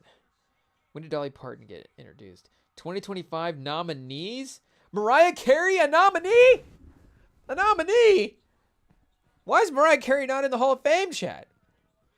Outkast nominee? Maybe there's rules, like you have to be out of not release an album for so long. Like, when was the last time Mariah Carey dropped an album, chat? Yikes. That's a tough question. IT, strike it from the record that we just asked that. But, I mean, what do you do? Sometimes you just start listening to the early 90s stuff and you forget to scroll up in the discography. The Rarities 2020, no. Okay, yeah, 2018, chat. 2018? Of course. Okay, so yeah, we're not crazy. So yeah, why is Mariah Carey not in the Hall of Fame? I guess what is 2018 to 2025? But it's not like Outkast dropped an album in 2018. What was their last album? Idlewild? What? Idlewild? Idleworld? Idlewild? Add that to the watch list, chat. We'll catch up on our Outkast filmography. But South Carolina up 11? to end the third quarter. Dawn Staley completely turning the tables. Boston up. Who knows, chat? Boston's destroying Phoenix right now, going into halftime, 47-60. But shout out, the Madison Booker back on the court was not able to turn the tables. It really was getting out of hand for real there, chat. At the end of the second quarter, I mean, you can feel the momentum shift, but then again, like we're saying, the break in the game, the star player getting back, but the 108? Did we say 103 earlier? 108. So, 3 is a half at 8. But even more impressive on the stats for South Carolina. But that's the type of thing you're like, wait a second. Does that mean they're due for a loss here? Or Dawn Staley's just never, ever, speaking of kryptonite, maybe. Definitely not the kryptonite for Dawn Staley is leading at the halftime. But, Oasis, chat, White Stripes, Billy Idol, Chubby Checker. I mean, Chubby Checker, chat, what are we doing? Chubby Checker's not in the Rock and Roll Hall of Fame. It's 2025. How many inductees are we putting in every year that Chubby Checker can't be on the list and 20 years ago? But, right, I mean, how many can they introduce? What are the rules, chat? Can we get a vote? This is crazy. Who's putting these people in? But I guess does Mariah Carey count as a rapper? She's in some of our playlists with rappers, so I don't know if that technically counts, but wait, are these just where's the full Downbeat Jazz Hall of Fame? So the Downbeat Jazz Hall of Fame is pretty stacked, but I don't really know what that means, chat. First rock artist introduced into the Downbeat Jazz Hall of Fame, Jimi Hendrix. I don't know. Jelly Roll Morton? The first ever Jelly Roll, chat? Do we need to look into Jelly Roll? Is he propagating Jelly Roll from the 60s? Or I guess, was this when he was active? Oh, that was the year he was introduced into the Downbeat Jazz Hall of Fame. And Rock and Roll Hall of Fame, they were introduced in 1998. Okay, chat. I think we're getting a pretty good idea of what the Downbeat Jazz Hall of Fame is. So somebody needs to look into Jelly Roll and see if he's got some trademarks that are maybe being violated there. But not this Jelly Roll, the one that's being active, obviously, right now. We're calling out Jelly Roll. Jelly Roll, you're canceled, buddy. No, shout out Jelly Roll. But you definitely should call in and defend yourself at some point. That would be the wise thing to do. We would definitely recommend getting on the line with ITs so we can have you on the show. But just because we're, journalistic integrity, chat, that's the only reason. But BB King, of course, shout out Ray Charles. I mean, we don't even have to go through the names, chat. This is like, if this was your music rotation, I mean, what are we talking about here? That would be insane. We haven't still even found the people that we're looking for. Oh, wait a second. Previously nominated artists. So these artists haven't been getting in. Beck! If Beck steals another spot from an artist that we love, chat, that'd be crazy. Eric B. and Rakim? Chat, the Rock and Roll Hall of Fame might be worse than the other Hall of Fames. This is crazy. Sinead O'Connor's not in the Rock and Roll Hall of Fame? Like, what is the cutoff? What do the White Stripes have to... I mean, I don't know.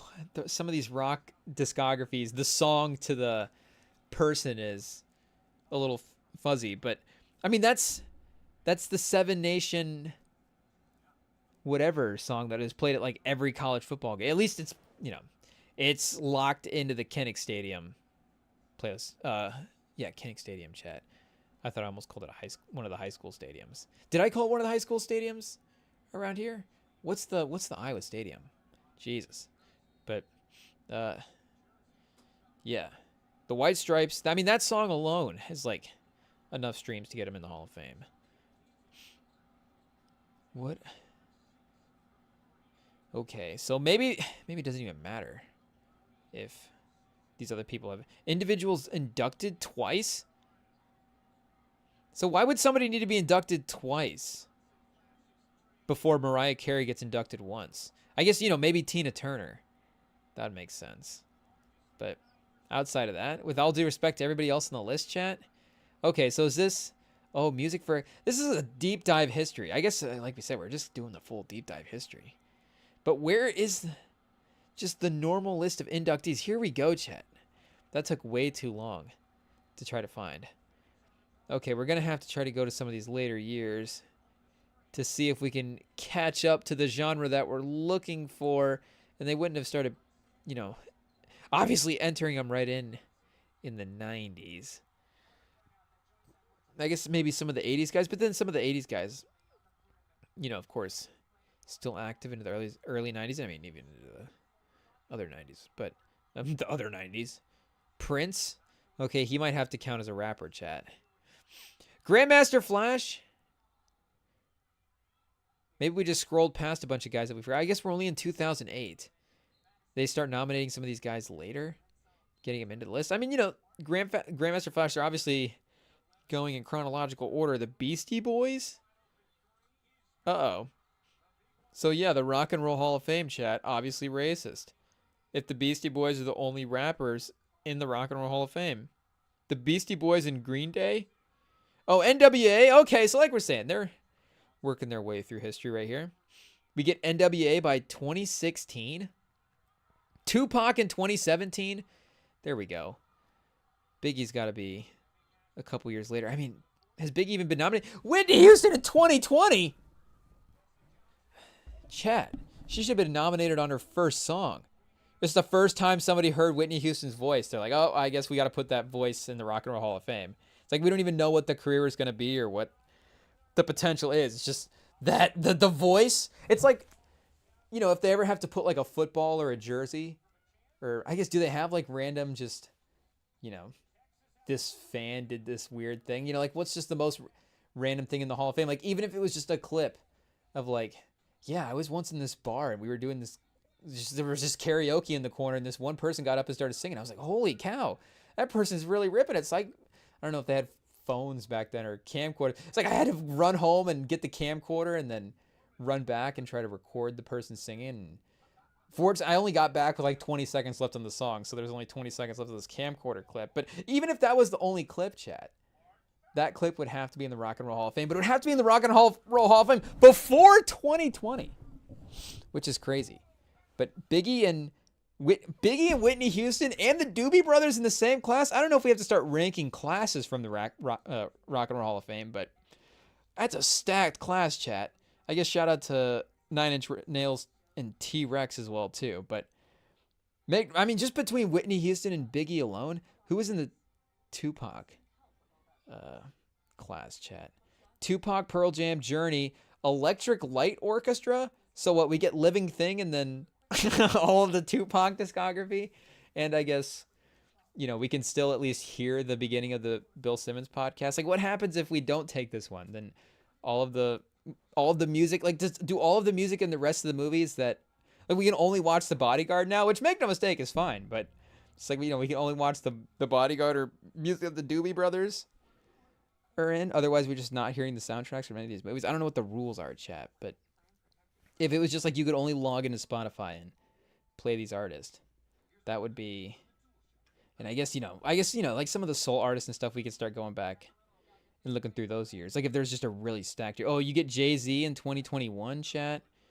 Okay, Jay-Z, Foo Fighters, The Go-Go's, Todd Rundgren, Tina Turner, and Jay-Z in the same class. Carole King as well too. I mean, this is pretty good, chat, but Whitney Houston and Biggie is crazy. Eminem, Dolly Parton, and Lionel Richie. That's not bad. That's not bad either. I wouldn't say Eminem is like sneaky one of those guys that I wouldn't say is. I mean, you could go through the top 100. I wouldn't say, and again, shout out Eminem. I'm not saying anything. Have we been bumping Slim Shady LP a little bit lately? I mean, I think everybody's bumping Eminem lately. Yeah, obviously, if we look at the numbers. But if this was the total, this would be a new, like, sort of rotation, but I mean, a lot of iconic songs, a lot of, of course, iconic. Carly Simon as well, too, in the Eurythmics. I don't know, chat.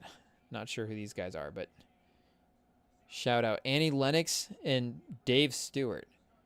Iconic, obviously. Oh, Missy Elliott, George Michael, Willie Nelson, Rage Against the Machine, and the Spinners. Ooh, chat. That is a very diverse and very, very stacked group right there. Because you really hit kind of all the genres. Like, I wouldn't even necessarily want to listen to, shout out, like, again, no disrespect, Willie Nelson. But I guess we'll just keep moving. I wouldn't say Willie Nelson and Rage Against the Machine would be our go-to players. Like, even George Michael. I'm not, like, firing up a ton of George Michael songs. Like, maybe more than I realize. You know, he could be one of those guys. You're just like, oh, I guess that is a George Michael song. But, knowingly, like, firing up George Michael song. But, again, if you gave me this rotation... Oh, wait, Sheryl Crow and Kate Bush? Whoa! Whoa! Kate Bush, Sheryl Crow, Missy Elliott, George, Jesus. Mary J. Blige, Cher, Dave Matthews. Okay, they're getting a little bit better. I mean, they're expanding the classes and now making up for all the people. I guess, again, you're going through history as well, too. We got to... And it's the Rock and Roll Hall of Fame. They were probably being a little, stingy at the beginning as well, too. Like Sex Pistols. When did they get introduced? 2006? Like, Sex Pistols got in 14 years before Whitney Houston, chat? Shout out. I mean, maybe we need to go back through the Sex Pistols discography and see. I mean, even, we don't want to start saying, like Leonard Skinner's a pretty iconic group. Is this how many years they were eligible? Black Sabbath, 7 nominations? Yeah, see, chat, again, I don't even know anything about rock music like that, but Black Sabbath getting 7 nominations. If you're going to be stingy about the Rock and Roll Hall of Fame, like, why are you not putting Black Sabbath in? Or, like we're saying, Leonard Skinner on 6 nominations. Maybe there's some other stuff going on. There's beef between Leonard Skinner and the Rock and Roll Hall of Fame. Like we're saying, you start going through the list. It's like the OJs. Like we're saying, Prince. The Police, the Righteous Brothers, chat. Like there's gonna be groups in here that but just to get the full scope of music, the modern touch and pause, and the old day classics as well too. Oh, Run DMC in 2009. Okay, we passed over them, chat, but Jeff Beck, Little Anthony and the Imperials, Metallica, Run DMC, and Bobby Womack. So, I mean, Metallica and Run DMC that's a high energy combination. There's definitely, for a Rock and Roll Hall of Fame fan, I feel like that would be a good hip-hop mix to throw in there a little bit. Not that I would say that they're, like, crazy. We'd have to go back and, like, go through the samples and stuff and see. I'm just trying to think, like, the energy of their music, I feel like, could fit pretty well in a rock and roll type environment. And they also, of course, did the Aerosmith crossover as well, too, at one point. So, I mean, literally fit perfectly into those worlds. ABBA, Genesis, the Hollies, the Stooges, Jimmy Cliff. Been bumping a little bit of ABBA lately as well too, Chad. It's just been leaning into some of the 80s pop stuff. Has been kind of fun. But, I guess we could go through the Rock and Roll Hall of Fame. I guess we could go through it a little bit more, Chad, because South Carolina is up by 13. South Carolina will be playing for its 2nd national title game. Dawn Staley. I mean, let's be honest, chat. From a coaching standpoint, from a storyline standpoint, Dawn Staley versus Gino is about as high level as you could get. I mean, I guess we don't want to start doing the storylines before the UCLA-UConn game has happened, but just as a potential of what could be if Gino were to win this game, this upcoming game against UCLA, has there ever been a moment in the men's side of college basketball where the two best, and again, this is, the 2 most famous as well too, I'm sure is a part of it. Like, we're not trying to disrespect the rest of the landscape of the college basketball coaches, but there's a reason that the fame is what it is for those for those personalities on those sidelines, is because they're amazing at their jobs. Their teams have been the most successful teams. They've been dominant runs. So, I mean, I feel like it's pretty safe to assume that Gino and Dawn Staley are the top 2 coaches in women's college basketball right now. But is there, like, what was the last moment that the 2 best men's college basketball head coaches faced off? So maybe we're just jinxing it, chat. It is what it is. Jordan Lee cuts it to 10. Oh, and the 3 on the other end, chat. South Carolina has championship DNA, and it's showing right now. The 3-point shooting, the spacing. Like we're saying, some of the offense in the last couple of quarters here, a little bit better. I mean, of course, obviously they're up 13 now. But playing into the interior, like we're saying, to Texas, Booker just kind of wandering the perimeter that time, Chad. So I don't know if the offense has gone away in a bad way. Like I said, we've been rambling about Tupac and Whitney Houston. But anyways, oh yeah, we were looking for this men's matchup potential. Well, they don't have the losers on here, Chad. But Jay Wright versus Roy Williams, 2018, is, you know, pretty legendary. 2 guys facing off. Who did UNC play in 2017, Chad? Was that Gonzaga? So Mark Few versus Roy Williams as well, too. Or when did Hubert Davis take over, Chad? Davis didn't win this one way back when. Or play in this. No. He would have been in these ones up here. But maybe if we go back to like Coach K. But they played, what was it, that San Diego State team? What Mountain West team was that? They played Michigan, obviously, but, you know, we're not going to worry about that, chat. Oh, wrong year. Leitner, the run, the guys. Yeah, okay. Why is this page not loading, chat? Moving on. When they played him in the Final Four, they didn't even play him in the championship game. So I know, you know, we start getting technicalities. That level of a face-off, just in general in the tournament, would be crazy. But to have it in the actual national championship game for all the marbles, you know, UNLV was arguably the best team in college basketball at that time. And like we're saying, we know what the Duke team became the next year and ultimately what this run was for this Duke team and how great this team was. But in the moment, it felt like this UNLV team was pretty crazy unstoppable. I mean, Larry Johnson, chat, 22 and 11. Just a casual, almost 23 and 11 for the season. Stacey Augmon. You know, seniors at the peak of their powers, chat. With that extra senior motivation as well, too, I'm sure. Definitely helps. Like we're saying, you know, Leitner and stuff, they have a little bit of a run as well, too, to go. At least a couple more seasons. But, yeah, I don't know if you would ever have said that. I guess, why was I thinking of a different coach for UNLV? Because I was thinking San Diego State, that's why. So I'm still thinking Michigan, Chad. I'm just thinking Fisher. But Tarkanian versus Coach K. Do we have to go back to the 90s? And again, that's just kind of, like, I'm trying to think of the most obvious ones, you know. I don't know if I remember. But, like, you know, you get a guy like Scott Drew pops up and win a national title. And the men's side had a nice little tier of top coaches as well, too, with Coach K, with Roy Williams, with Bill Self, with Calipari, of course, still hanging around. But again, like with Calipari, you'd say he was up in the mix. Would you ever say he was, and, you know, Coach K as well, too, from a legacy standpoint, was always sort of the top legacy guy for as long as he was around. But as the best active head coach, and even at the end, like, you wouldn't have necessarily said that. I mean, Coach K was still a really good coach up until all the way. And then that last team was right there with the chance to win the national title. But I don't know if you would have said that he was, and that could have been on the talent of the team, Paolo as well too. But I don't know if you would have said he was the best coach in college basketball by the time he got to returning. And they didn't, I guess, win a national title. The last one would have been 2015 for Coach K. And they took down Wisconsin like Greg Gard versus Coach K. It was great.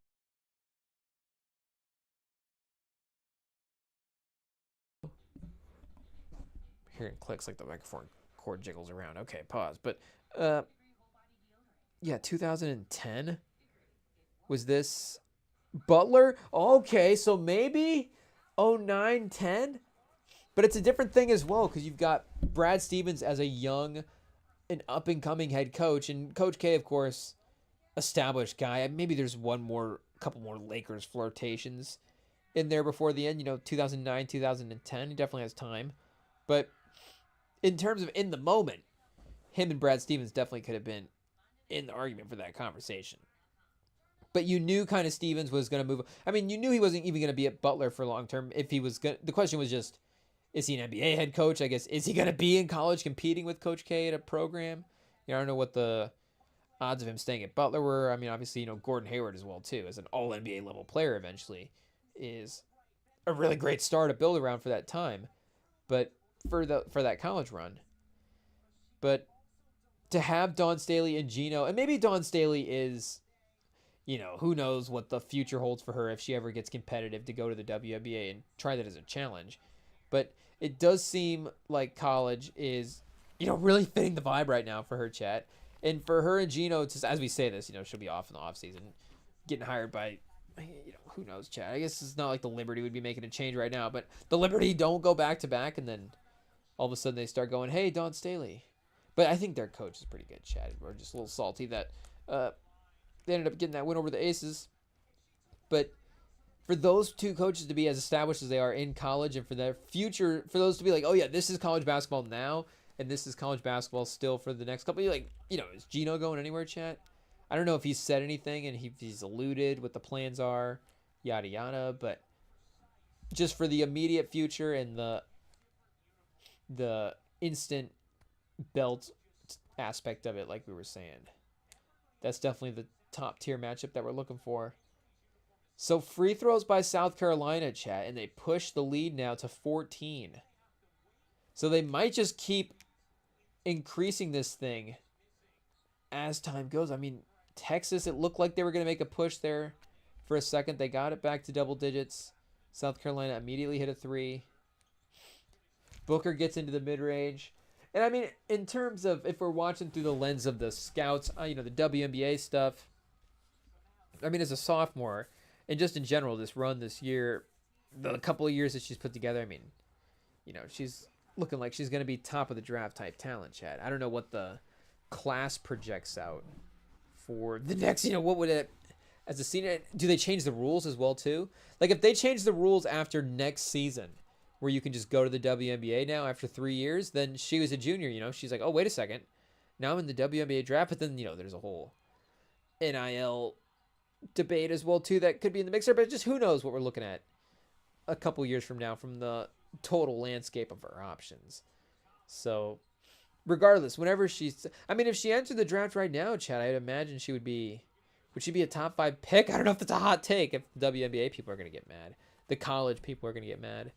But obviously you got Paige Bueckers up there at the top, like we're saying. But the rest of it, not that it's not a stacked draft or anything like that. But I don't know if it has the same sort of set top end talent.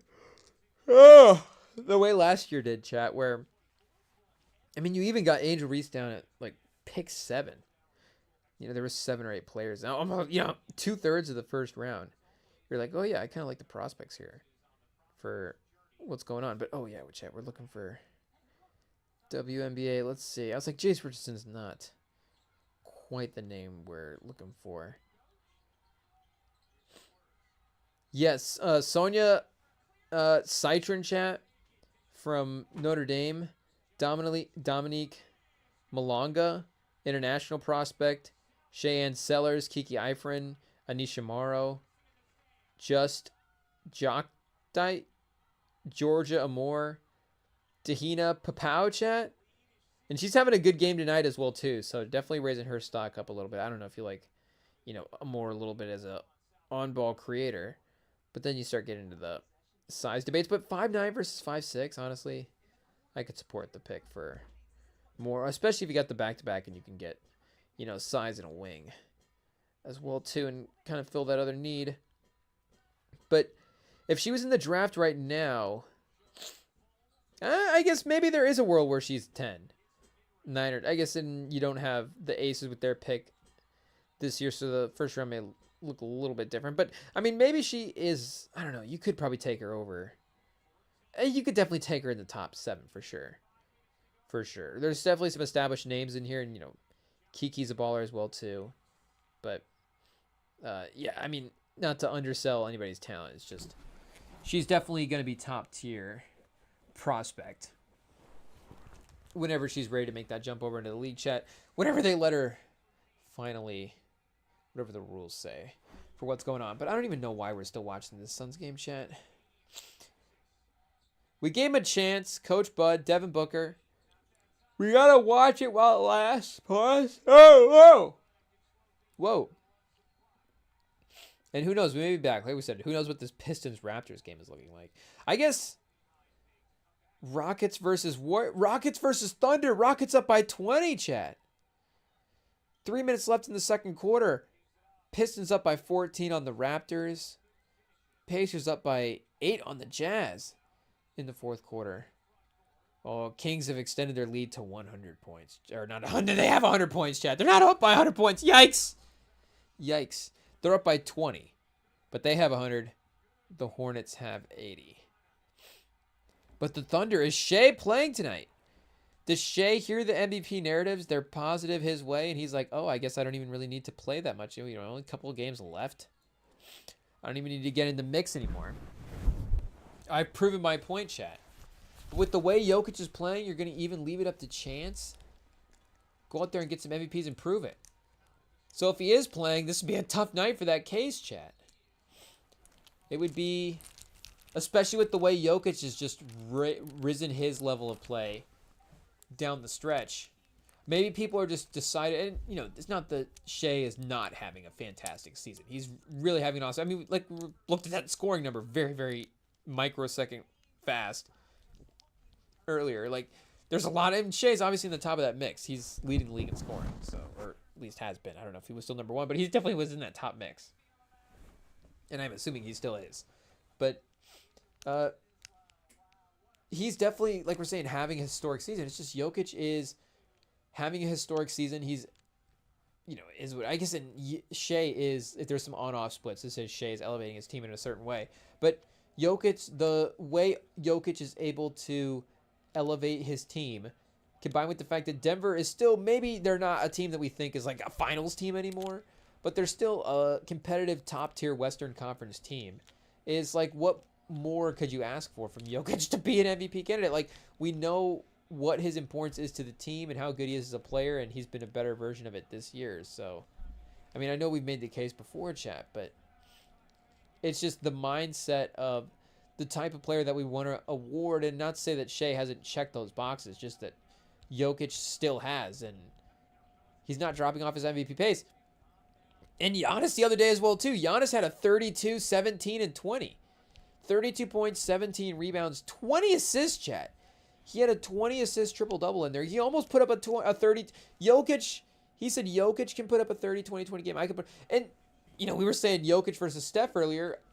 You know, we've been saying Giannis versus Jokic this whole time as well, too. And I know that, you know, you can check the tape for us, chat. I felt disappointed in myself after Giannis had that 30, 17, 20 game where I was like, I feel like it should have been every live stream been like, hey, Giannis and Jokic, Giannis is still good. It's just the Bucks are not there. Like, Giannis can still do the thing, blah, blah, blah. He just, you know, and I get Jokic, you know, what the team comparison is. But make no mistake, the Bucks team is a little bit worse than the Nuggets team. It's not necessarily that far off, but maybe the playoff results will be similar as well, too. Again, the conference competitiveness there's a lot of factors into it, but, you know, Jokic can put up a 30, 20, and 20. Giannis can put up a 30, 17, and 20.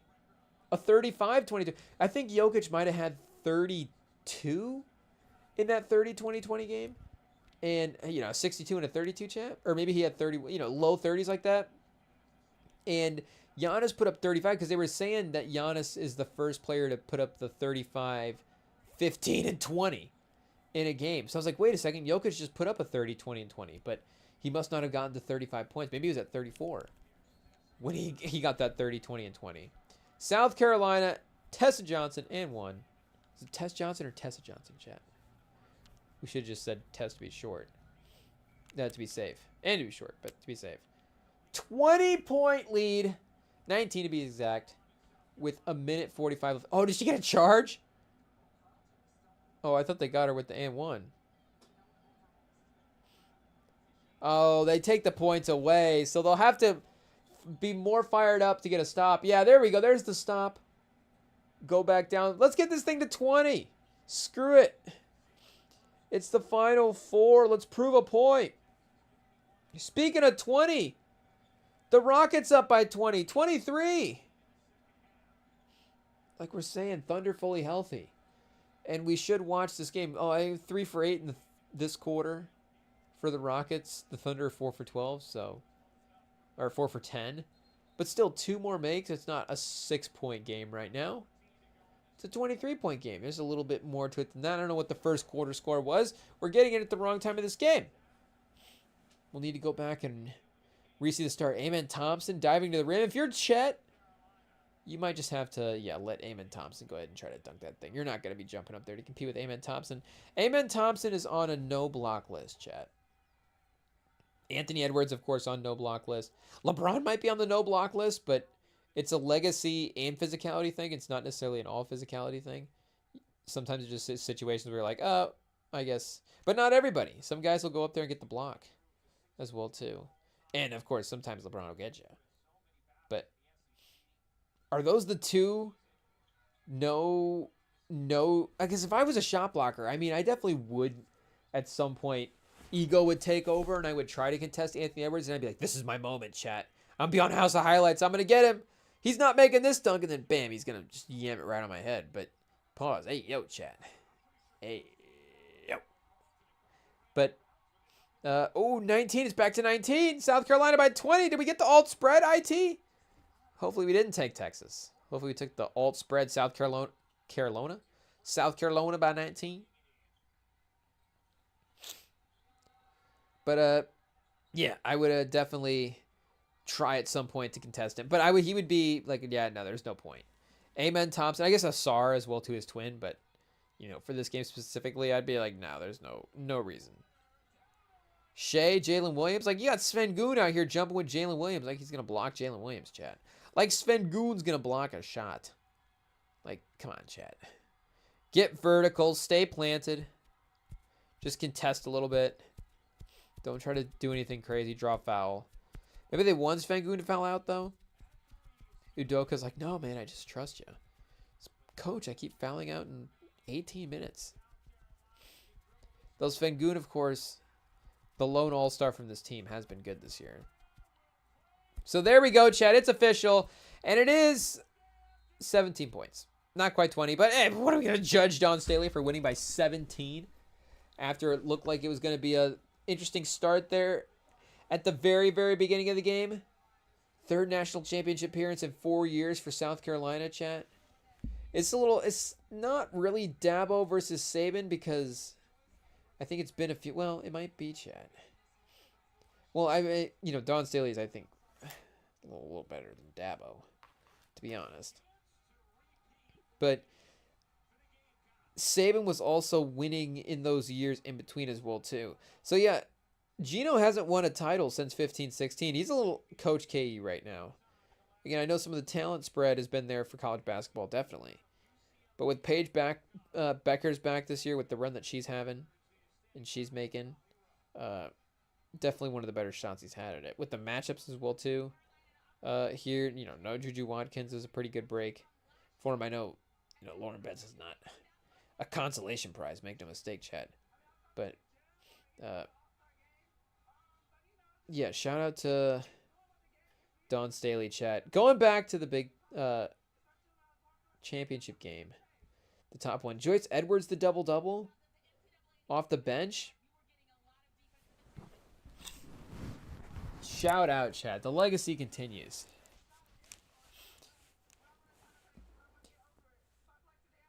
So we got Jalen Williams over at the free throw line for now. I guess that game's about to go to half. So really, chat, the NBA has scripted in the games to definitely make sure that the Final Four is not that they would have to, chat, but just to not leave it up to chance. They just said, hey, the Thunder, you're just going to sneaky lose to the Rockets by like 25 points while nobody's watching because South Carolina is also winning by 25 points. And Paige Bueckers is about to play Lauren Betts right afterwards, chat. I mean, what a matchup. What a matchup. Just two of the, 5 best players right now in college basketball. I mean, 2 first-team All-NBAs, first-team colleges, whatever the correct, first-team All-NCAAs might be the better way to say it. But yeah, there we go, chat. 69-53 at the half for Houston. So domination for Sven Good and the crew. So I don't even know if there's anything else worth switching to right now, chat. Warriors versus Nuggets a little bit later. Warriors with the Lakers versus Nuggets back to back. LeBron and Luka versus Jokic in 2 consecutive games. No thank you, chat. Bulls up. Oh, only up 1, chat, on the Blazers. Will let us watch this game. Oh, chat, I thought maybe for some reason this TV would be broken. Not realize that we're in Iowa, but I think it knows. It knows that we're in Bulls territory, chat. And it's got it blocked out. So that means that Pacers game is off limit as well, too. But they're up now 14 in the 4th quarter. So a mini run kind of puts them ahead a little bit there, chat. And the Cavs are up by 17 on the Spurs at the half. So, yeah, just to keep it moving, there's nothing really to focus on from an NBA standpoint outside of this Thunder versus Rockets game. So I guess we'll just be tuned in for a little bit. Can Shea make the comeback, people? Can Shea make the comeback? And can Gino make the comeback as well, too, chat? Back to the championship game, back on the podium, back at the top of the college basketball landscape. So I guess we'll find out, chat, real quick on the other side of this very, very short break.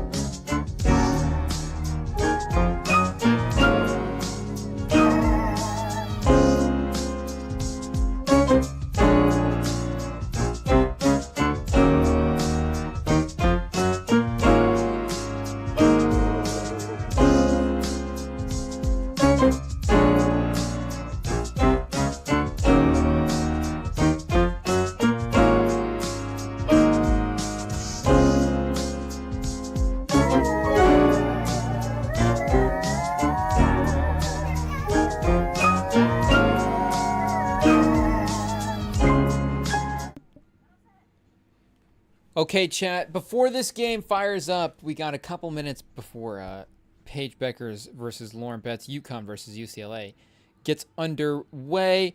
There is something we have to address, something that I saw on the TVs at work, and I didn't quite believe it when I first saw it, but I did a double take. I looked over and I was like, wait a second, there's no way that headline's actually true. So it's time to look up and see if this is actually a real thing, but I thought I saw something that said somebody is getting close to Wayne Gretzky's goal total, chat. Somebody's going to break a Wayne Gretzky record.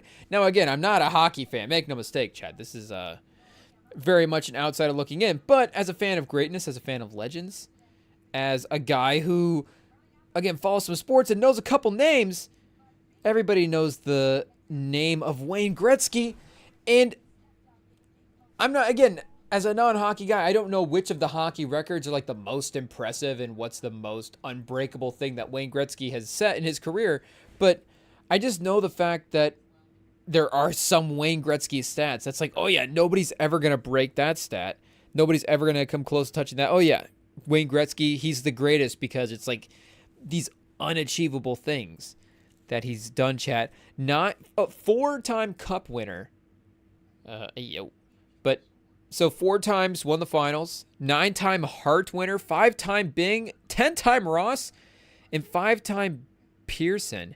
The Pearson is also the Ted Lindsay Award, the Art Ross Trophy, Lady Bing Memorial Trophy, and the Hart Memorial Trophy. Do we have to look up at what all these MVPs are, chat? Why does hockey have all these different awards for? Is it like the NBA thing now where the awards are named after legends? Like, is the Art Ross Award the Defensive Player of the Year?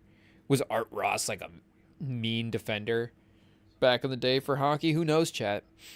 But, yeah,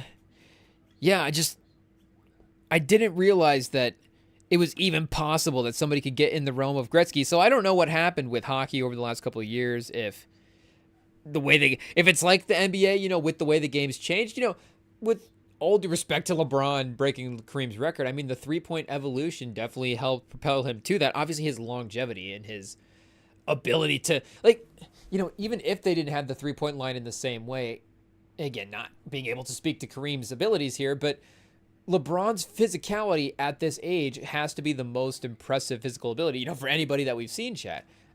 It's only a couple of guys in the NBA that have even played like any kind of minutes at his age. But obviously LeBron is kind of playing the best minutes, breaking records and doing all this stuff at that time. So, but the fact that he was playing in this era of the 3-pointers, the fact that, not that Kareem couldn't have had like a 3-pointer in his game, a little pick and pop from the top of the arc, chat. Kareem Abdul-Jabbar in the Draymond role, just straight on from 3. Who knows? But with the way the game evolved, he was able to accumulate points in a different type of way.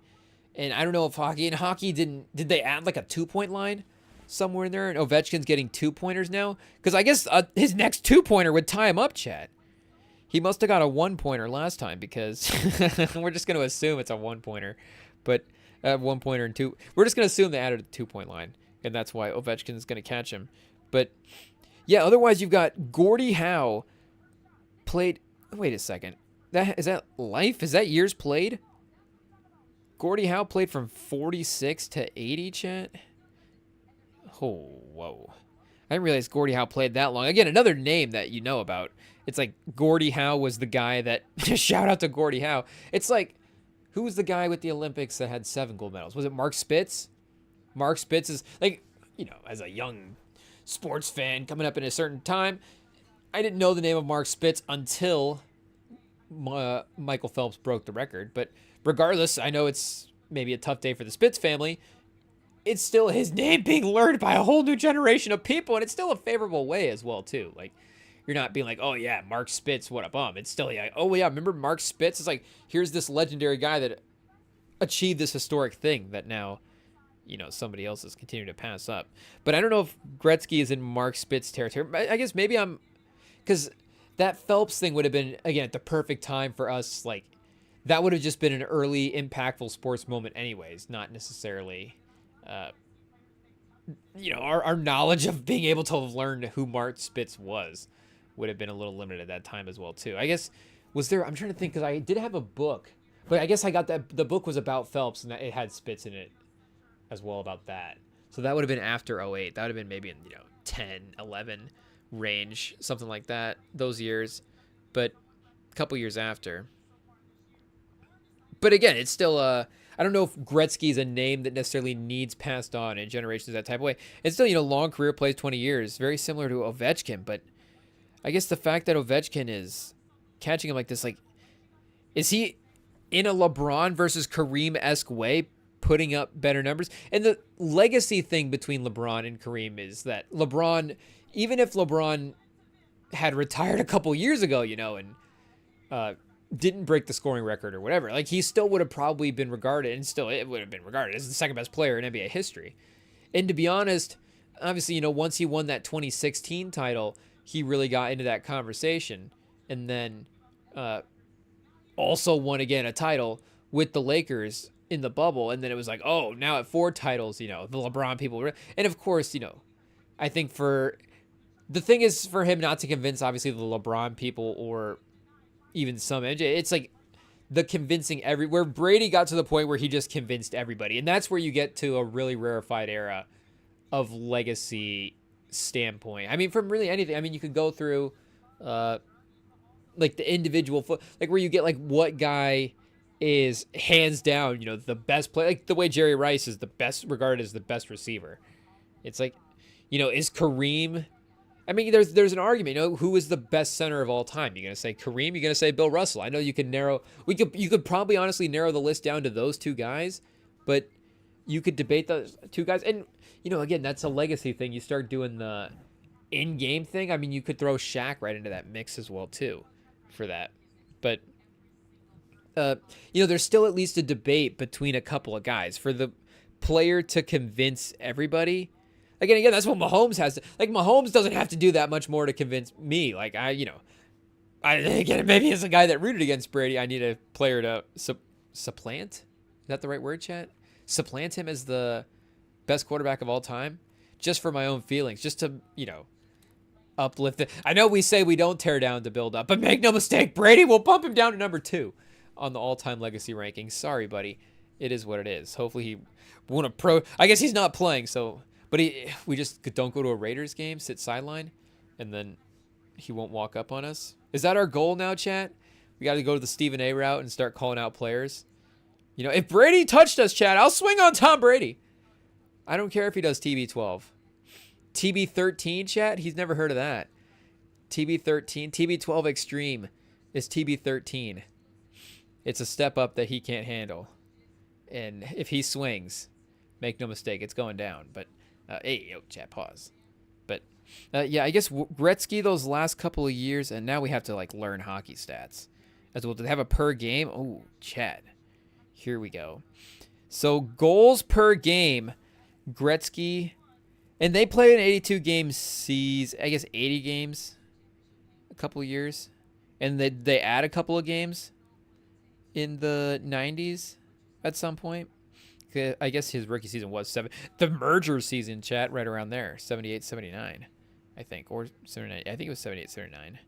But yeah, it was still, I guess, 0.13, 0.2, 0.3, 0.4.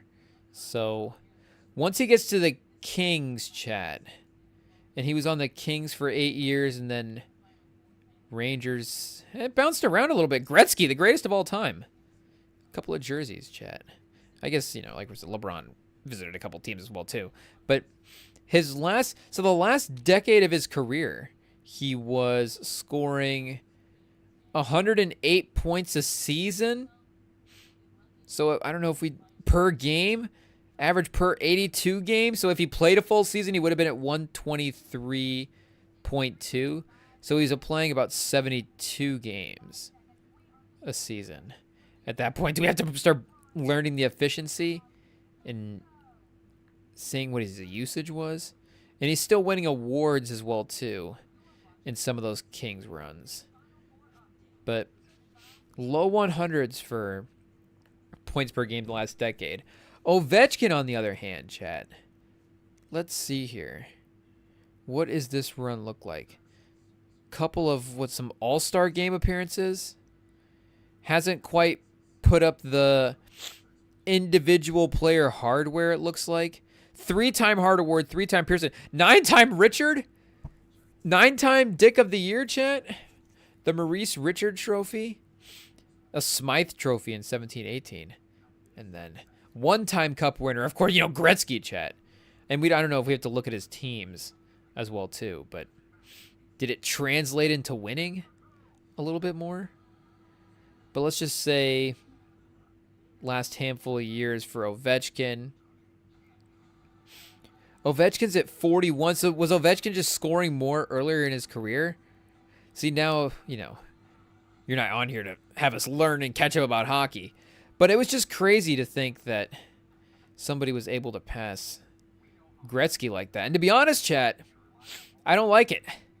I don't like it. Like I'm saying, I like that Gretzky. It's nice to have a legacy guy be the number one legacy guy, but also hold all the records as well, too, which is, like we're saying, part of the Brady case. It's like Brady basically holds every passing record for a career and also is the best winner that the sport has ever seen. So I don't know if anybody has, 5 cups. Who's this number 4 goal scorer, chat? He's a 2-time cup winner. Oh, gee, I'm not even going to try to say his name. The Ageless Wonder, Jags, Mario Jr., 8-time All-Star. So, not necessarily a good stats, bad team guy. 2-cup winner in there. 5-time Ross. Hey, yo. Phil Esposito. Oh, let's go back to Phil Esposito real quick. Maybe they have a Cups winner page on here. 60s to 80s. 2-time Cup winner for our guy, Phil Esposito. Still Rocky was in Pittsburgh, chat? I mean, it makes sense. What year was he in Pittsburgh? I mean, it was definitely the 70s, right? Yeah, chat, when did Rocky get released? Somebody check on Stallone's free time in the 60s and 70s. Because he might have been, what's the term, chat? Night lighting? I don't know if that's right. Moonlighting? I don't think that's the right term either. He might have been pretending to be Phil Esposito, the center for the Pittsburgh Penguins, a.k.a. Flipper, a.k.a. Espo. I mean, he didn't even change him. He's just like, I still got to be, Phil Esposito. But shout out. 2-time Cup winner, though. Mario Lemieux, another legendary Penguin, chat. Is this Penguin Corner? 2-time Cup winner as well, too. What was the overlap between... Oh, so was that the legacy of Penguins' greatness? Is that like the Manning to Luck run in hockey is Esposito to Lemieux? The Magnificent? Le Magnificent? Mario the Magnificent? Super Mario the Ace? Mr. 66? I don't remember the full Mario Lemieux story, but I think he's in that same book that we just talked about with Michael Phelps. No, he might be in it. I don't know. There's a couple of books. Actually, chat. Then now we're copying the look at we've copied everything from Rosillo, and we just copied the look at the bookshelf. You'd think that one thing that he would have to himself would be his books and his bookshelf that he could just randomly look over. But I guess not, chat. It is what it is, but they're over there somewhere. Different type, make no mistake, different types of books. A lot more pictures, a lot shorter reading sections, but, books nonetheless, chat. And definitely pages probably in much better condition, probably getting a little less use than maybe some of the Ron Chernow material in that Rosillo library. But regardless, chat, it's sitting right over there. But, yeah, I don't know. Here, let me see what else Gretzky had for records real quick as well, too. So all-time leader in goals. So I guess, do they calculate goals and points differently? Is that what it is? So points is what? Goals and assists together, chat? So the NBA, I mean, this is definitely a stat. Like, you can go through and probably figure out points produced. I don't know if you'd be able to figure it out for everybody, every era. Like Wilt's 100-point game. Do we know how many points he produced in that game? With some of the assists as well. Did he have any assists in that game? The Melo stat line, Wilt just has 100 points, 0 rebounds, 0 assists. That would be the ultimate, chat. If you put Carmelo Anthony in that game, Carmelo Anthony definitely would have had that stat line just without the rebounds and without the assists and without the blocks and steals. They weren't even tracking him back then. Wouldn't have mattered. You wouldn't have needed to. Not for Carmelo Anthony in that game, Chad. The shots are going up. That's about it. But it would have been awesome. They would have won the game, and he still would have been in the Hall of Fame regardless. But he's at Gretzky's at 2,800 points right now, 1,963 assists. So let's go take a look at those individually quickly. For those of us in this chat as well that might, I know there's some hockey heads in here that are like, bruh, everybody knows who the leader in all-time assists is, or what that list is. But so you've got Gretzky at over 700 assists, more than Ron Francis, the next nearest guy. Mark Messier at 1193. Ron Ray Burquois, chat. Are these all these Canadian French names in here? Or is there going to be a lot less of them in some of these teams, chat? Who knows? But what's the tariff on trading for a hockey player now from Edmonton or something like that? Is there taxes on that? But Paul Coffey, Joe Thornton in the mix as well too. So only 14 guys, I guess. Mario Lemieux as well. Gordie Howe, Sidney Crosby. So the assisting, chat. See, not that of course assists aren't important in basketball, but you don't respect the pure assist leaders the way that you do, of course, the pure points leaders. Like if we just stacked up the top 5 points leaders versus the top 5 assist leaders, you're probably taking the top 5 points leaders. And I know there's some overlap. Like LeBron's probably on both those lists. You're going to get Magic, I think, is still in the top 5. Magic has to be in the top 5 for assist, chat. What are we talking about? Just off the top, I'm going to say, I don't know what the order is. I think it's still Stockton's got to be number 1, right? I'll still say Magic is 2, LeBron 3, and then I think Chris Paul's probably 4. And then maybe it could be like a random one at 5, chat. You never know. But I was going to say, I just had a name that went through that. Chat, the universe just sent me the name and I just lost it. It wasn't Kuzi. It wasn't, is Kuzi still top 5 in assists all time, chat? I don't even know if they were tracking assists back then. But pace of the game, he might have got up there. Ooh, is it Oscar? Kidd? Oh, it might be Kidd. Jason Kidd wasn't the name. I don't know. The universe trying to throw us off, chat. Is the universe competing with us in this trivia challenge to get the top 5? So it might be Jason Kidd. So again, that's like a really stacked team. I mean, you get Stockton, Magic, Kidd, Paul, and LeBron. I get there's some positional stuff going on there too. Like you get Kareem, LeBron, MJ. I get different order. I get LeBron, Kareem, Malone, I guess, then MJ, then Kobe is 5. So that lineup does make a little bit more sense as well too. And I know you go, well, the playmaking and the point guard, the ball sharing, like who knows? Maybe that team is, but you still have LeBron on that top 5 team, and like we're saying, he's top 5 in both. So, or is he like 7th all time? He's got to be top 5 in assists too. At this point, I just assumed the LeBron's top 5 in everything. It is what it is. Rebounds, he probably is as well. But you wouldn't respect John Stockton for getting all-time assists the way that you would Kareem for scoring all-time points. It's just a more dominant aspect of the game.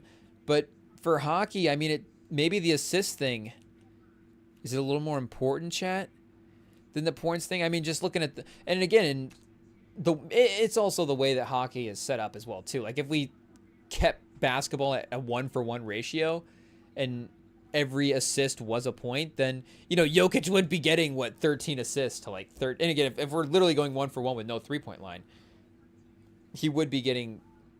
I guess you're not getting points off of the assists. Is that what it is? Do you get a point off of the assist, chat? Oh no. Do we have to go hockey 101? Look at the glossary for what an assist is in hockey. Oh man. I don't think that is too crazy of a sports thing to like try to double check.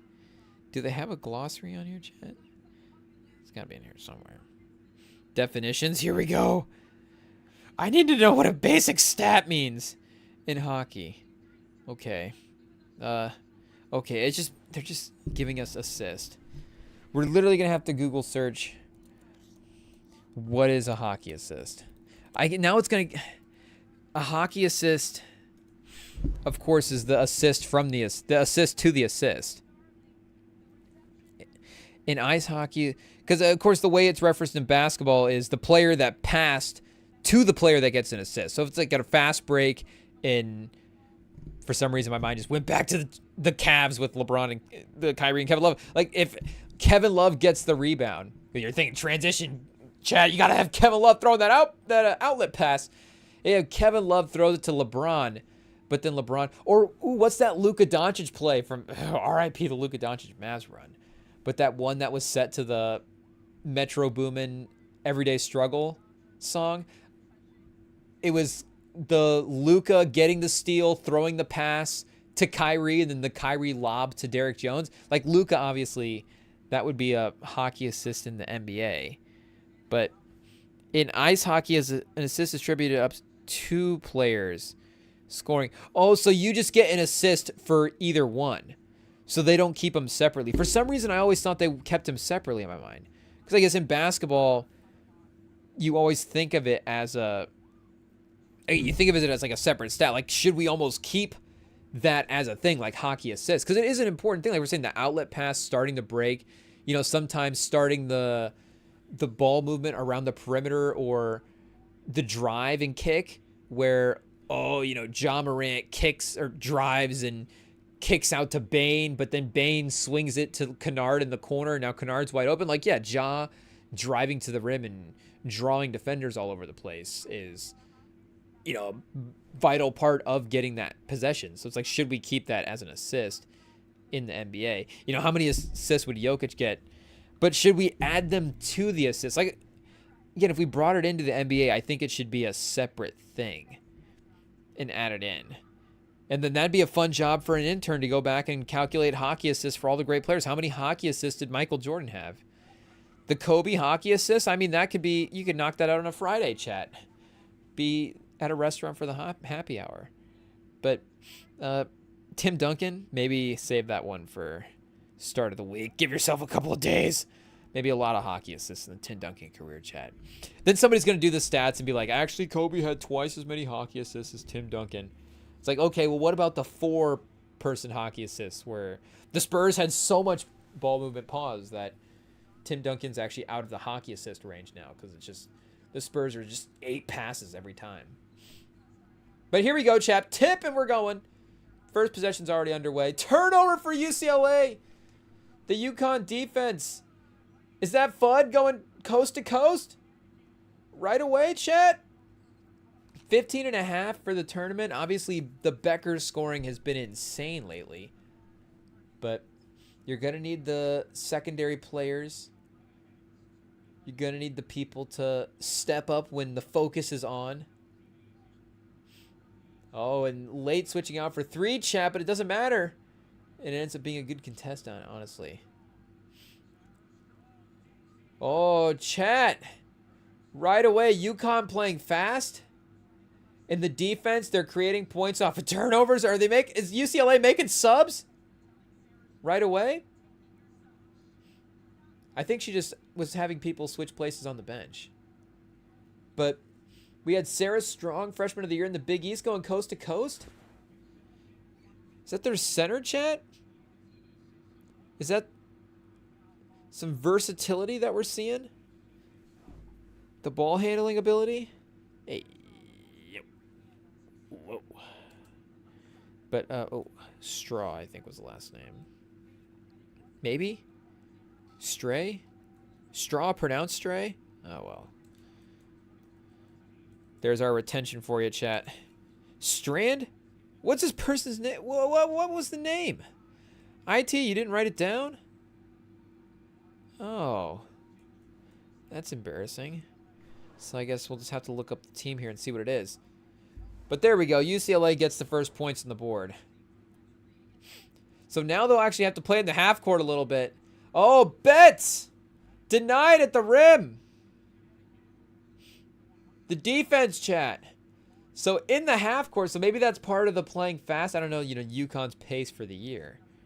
But not allowing Betts to maybe set up under the rim the same type of way and just be a presence. I don't know if they let her get away with some of the lower body stuff there, honestly. But is she a star player? She's going to get the calls. 100 block of the season. I mean, she's probably got 90% of them clean, chat. It's like alignment, Just because you prevented the sack doesn't mean you didn't hold. It just means the play happened and it's all good. But, Sarah Strong, chat. Second in the team in scoring, so a forward could honestly play both front court positions, though. Maybe if you want to go small and play a little faster. Because with that ball, I don't know, chat. And again, as a freshman, another interesting prospect to go forward for the WNBA. It's like the NBA, chat, the talent. And as you would expect, as the league continues to grow in popularity, but you think about the fact that we're talking about how the league was growing in popularity, or is growing in popularity now, but we're not actually seeing the ripple effects of that yet in this type of way, in talent on the court and in the way the game is being played. And this is not to disrespect the game that's being played right now. It's to say that this is the influence of the WNBA that was still, sort of the underground version of it. And these players are all looking up to, and there's like almost maybe a more committed basketball thing in that type of way. And not to say that these players don't have NBA influences, but they're all looking up, of course, to, players like Taurasi and players like Maya Moore and players from, of course, the generation that we just had, and the players now, that are going to be impacted by, even like Stewart and Wilson. I get that, with the high school, because I guess you really start feeling that, and really can start. We should probably finish what we're saying there, chat. But you can really start, I think, developing the different skills of your game in high school. Not that you can't do it in junior high and stuff, but really start to think. And you're always thinking about who you're playing. But I think the way that it can be copied, and then how you start to actually kind of athletically translate everything onto the court as well too, can help. So I guess if you're just not me, chat, and maybe you need to take maybe you're more athletic in junior high, then yeah, you're able to actually copy some of these players' moves and some of the stuff a little bit faster. But sometimes you have to wait. Sometimes you have to be like, okay, now I see. And again, we're not copying NBA players' moves, but there's like okay, now we can try to pretend to do some of the things that we like to see and maneuver. But again, Paige Bueckers is not, and not to just, she's not influenced by Caitlin Clark. She's competing against Caitlin Clark. So the generation that is going to be influenced by these players right now, Clark, what you said, Bueckers, they're also going to be influenced by Bueckers. Angel Reese, like we're saying, Cardosa from that last run at South Carolina and what she'll continue to do in the WNBA. Betts as well, too. Just, and then we're literally naming the newest of the newest, not the newest stars, but, the next generation into the WNBA, and some players that aren't even in there yet. Like we're saying, we still have this Asia Stewart sort of generation of players, and Agumbawale and Chet. Now, I guess cancel me for not spitting out names faster, but this generation still needs to continue to get to the point where they can actually be in the WNBA and actually progress that far. So this just shows you I guess all that to say, this just shows you the impact that the WNBA has already had. And now, a guy like me that's just sitting on a couch that's like, wait a second, what's going on over there? What's happening in the women's side of the bracket? What's happening in the WNBA? Why haven't I been watching this basketball the whole time? Now that, maybe the more casuals like me are starting to tune in, then the ripple effects of what's happening with these star players will continue to even grow, chat. And I mean, it's like the guys that you see, like we're seeing up now. And I think we've said this before as well, too. Like, guys need to be more conscious, I think, in their draft comps of some of the legends that they call out in their game. Like, don't even... And, this just needs to be part of the prep, honestly, because they're getting trained and they're, prepping to answer all these questions and just the media training. Like, whoever the PR guy is responsible for all that stuff, the media relations person, if you're prepping this person for the combine answer, like, watch the player's game and be like, hey, actually, I noticed you a little, like, a little Terry Porter in your game. Like, maybe tell the draft people you kind of like Terry Porter a little bit, and they'll be like, hey, look at this guy. Fan of 90s basketball. I'll be like, hey, Dennis Johnson? You like Dennis Johnson? I guess, we're interviewing. This team really needs backcourt help, chat. We're interviewing a lot of guards. But, just start slipping in the names of some of these legends in your game, and you'll, I think it'll impress a little bit, some of the stuff that happens. But, yeah, like, you still see them. And of course, like, Steph, like, everybody's like, yeah, Steph, LeBron, Brandon Miller saying, like, Paul George. Like, that's a perfect example. Like, we all clowned him for saying Paul George, but I'm literally asking him to say Paul George from just pick Paul George from the 80s. Like, all I'm saying is just move the player back a couple of decades, and now the perception is totally different. It's like, this guy's a historian. This guy's a student of the game. It's like, you know what? Paul George, for the modern NBA, is actually, if you're watching the tape of it, again, are we emulating every step of Paul George's career? Like, maybe this person has a little, this person, and not to say that Paul George knows how to move. Paul George moved very well throughout the course of his career. He's done very well for himself. But if you're just trying to figure out what to copy from Paul George's career, I'm sure that you could definitely know where to take the notes. But again, to watch the tape of it, like, it's the perfect player that can do everything, and for a guy like Brandon Miller that can guard a lot of positions as well too, like, just the perfect type of role model you'd want to emulate, and then say, yeah, can I take Paul George's skill set and style of play, of course, to my own levels of whatever Brandon Miller's greatness can be, Chad. And I guess we've just completely ignored UConn. Shout out UConn UCLA. We've completely ignored this third quarter of this Rockets Thunder game. The Thunder did make a little bit of a comeback there. They're down 12, so I guess they cut into the lead by 8 points, a little bit. But you keep it manageable for the fourth quarter, and maybe we see some. I don't know if this counts as a championship DNA type game, but the competitive. You got to dig deep. You got to dig deep. You got to find it within yourself to win this game. And those are things that championship teams have to do. So, we'll see if the Thunder can make this one competitive here in the fourth quarter.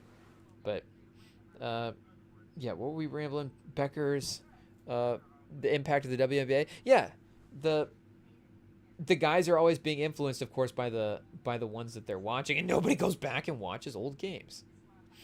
So nobody's going to reference these legends. But again, there's, like we were saying, almost that greater commitment to basketball in a way, where it's like, these people are actually watching this sport because they're passionate about it. Not that the NBA is not quite on the NFL level where, the casuals just hearing about the NBA, but a casual sports fan is definitely hearing about the NBA, and that is how you kind of know that the WNBA is growing as well too, is that the casual sports fans are hearing what the WNBA storylines are and what the women's college basketball, they're just storylines, of course, that are in the zeitgeist now, and I mean, I'm sure could be even more prominent as well too, for, I guess we're saying, as high level as this matchup is and as some of these storylines are, like, I'm sure there's even, if we were actually trying to, like, graph out importance to, and I mean, for TV stuff, that graph wouldn't be perfect anyways. We understand that.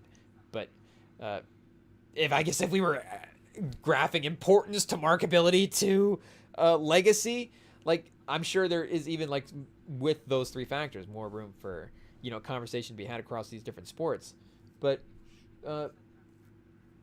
the names and the narratives are just being worked in now to the everyday lives of sports fans in a way that they weren't before. And that's what I'm saying. Like, as a guy, because you get the random guy that just be like, oh yeah, actually I don't watch a lot of basketball, or he'll just, like, play 2K, or, yeah, I just play, but then I'll go on YouTube and, I just watch Dame Lillard highlights, and that's about it. Like, you can get kind of that outside NBA fan, but still, like, a real basketball fan. But obviously, if you're, like, modeled by, not that Maya Moore wasn't in the popular culture as a basketball figure back in the day, not that some of these other figures, of course, like, obviously, as a non-WNBA historian, like, that's a name that I can summon up pretty quickly. So her legacy is definitely impacted. And yeah, Thunder, down by 11 here? Almost double digits. Ime! Uh-oh. Very happy and cheerful Rockets team on the sideline. Again, you are up 11 on the Thunder going into the fourth, so that's not bad. But you were up 20 going into the third. So maybe Ime not necessarily going to be too happy in the huddle. Did I see Ime out there, though? Was he talking to an assistant, or did he get thrown out at some point in this game? I don't know, Chad. But 15-11, so once again, settling in. Neither team is going to get blown out a little bit. Another three. Is that Strong again, chat? Sarah Strong, 2 for 3? From 3? Uh-oh. This is one of these, and again, we could go back probably through the course of the UConn team, but some other great teams as well, too, just great college programs. But that overlap between the older star and that incoming freshman, like who did Paige Bueckers play with in her freshman year? And like we're saying, that UConn team, not that it was, Gino was getting less talent or whatever than that, but they still, like we're saying, weren't quite getting the championship, the Final Fours and all this stuff. It's like literally the last 0.5% that Gino is missing out on all of these years. So her and Aaliyah Edwards both got there as freshmen. Olivia Nelson Odata, a junior, went to the WNBA, and then Avina Westbrook, a junior as well, too, ended up at the WNBA. And then Nika Mule, a freshman as well. So this was like a really impressive freshman class for UConn just all around. It didn't quite have the senior. Megan Walker. Crystal Dangerfield, the senior, of course, the year before. So, yeah, she didn't quite have the crossover from the player-to-player thing. But this could be like a passing of the torch sort of season game scenario here with Strong and with Paige Bueckers. Because, of course, I guess we watch all college sports, I guess, with a slight professional sort of view take to it. It's like, how do these players, project out to the next level? But Bueckers, not even the strongest start, chat. 1 for 3. It's Strong and Fudd so far carrying early on. So, they got, what's playing, chat? I thought maybe a Spotify playlist fired up in the background, but just ads from shoe companies. But obviously, they needed the Bueckers performances, and she's been awesome in the last couple of games. But just to continue to solidify the depth of the UConn team, and I guess just to have them look more formidable for, obviously, what looked like a deep and strong South Carolina team as well too. But Betts is doing work early. As you would expect. Oh. Through the double, chat. Do we have to... I know we've probably looked at the Betts thing before. Is Betts a junior this year? I think she is. So you'll have Betts next year, and then Booker the year after, and then Strong the year after that. So you've just got the whole next generation of WNBA talent in this one Final Four. And that's been the fun thing, of course, about the women's side the last couple of years. That was part of the conversation a couple years ago, was the fact that, wait a second, the men's is... We've got a 5 seed and a 9 seed and a 4 seed in here, and we've got on the other side, Caitlin Clark's going up against Angel Reese. This is, with all due respect to the men's side, this is even close. Of course we're watching the women's. The storylines are much better. The players, the narratives, it's all lining up. Bueckers, the step back at the buzzer, gets it in, chat. UConn up 10. First quarter. Uh-oh. Gino. Dawn Staley. Paige Bueckers. We might be setting up for something special, chat. That could be a title game. Because, again, the Iowa matchups the last couple of years have been amazing and been very high stakes, but I don't know if the Iowa team has been on the same level as these teams here. I guess the Iowa team that last year with Caitlin Clark was playing pretty well. You know, a lot of seniors, a lot of experience. They had been in that tournament run the year before. They were really motivated. So that team was just a really, really good college basketball team. And of course, you know, Kate Martin was like a really, really good rookie as well too in the WNBA. So it's like another, you know, WNBA player that they had in the lineup at that point. So yeah, lost to South Carolina, got that win over UConn, chat. Crazy. And then yeah, the LSU loss the year before. LSU put up 102 on them. Yikes. But yeah, Stolke as well too. Like, she's kind of a, you know, sleeper WNBA upside person as well. The last couple seasons, Elisa Bluter, motivated to try to get a title. So again, these Iowa teams were definitely really, really, I mean, Caitlin Clark was awesome. Like, they were really, really good. But maybe a little bit Butler-y. You know, Iowa's obviously better school than Butler. No disrespect. Hey, yo. Now we're just beefing with everybody, chat. But I just, you know, is there like a, I don't even know what the way to calculate or say that is, chat. But, you know, I think in the sports hierarchy of it, I think we would presume Iowa over Butler in a lot of the categories. But just in sort of the star coach, star player, good team around him. Because, you know, Gordon Hayward still has, I think, like Sheldon Mack on that team as well, too. Like another NBA level point guard. There was a wing on that team as well that maybe I'm not thinking of. Or I feel like there was a third guy that was a WNBA guy, maybe that. Or a WNBA guy, an NBA guy that was on the team as well, too.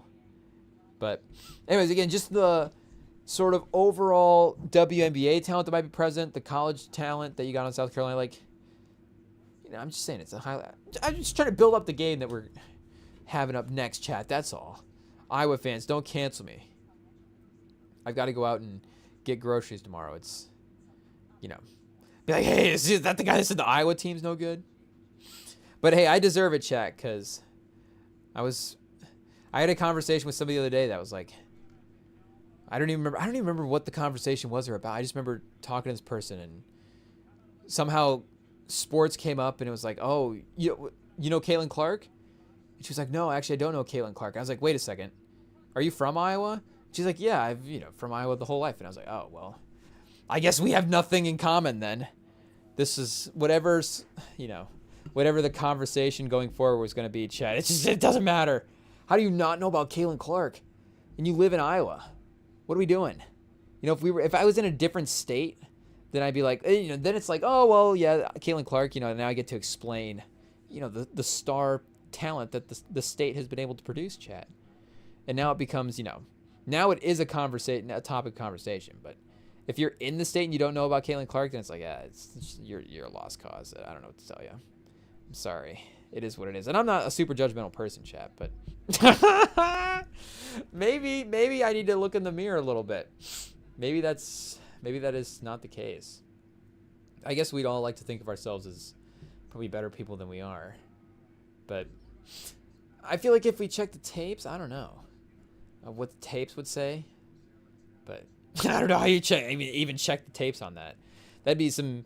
I feel like there'd be that's you start like the mental tapes. And then it's like, well, what other information is being unveiled to calculate your judgment skills?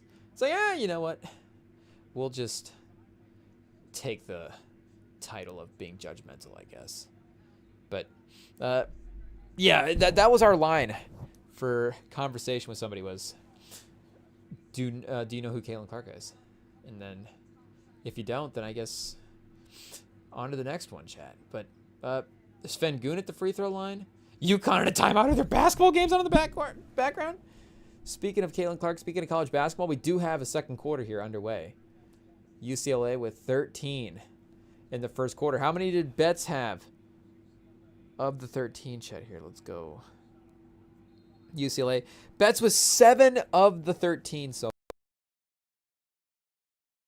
total points carrying. Nobody else on the team has more than 2. So everybody else has hit 1 shot. Betts has hit 3 plus a couple of free throws. A free throw in the mix. But 7 turnovers for UCLA early on. It's been that energy from UConn. Bueckers not hitting the free throw. And did Bueckers have WNBA eligibility last year? I think she did, Chad.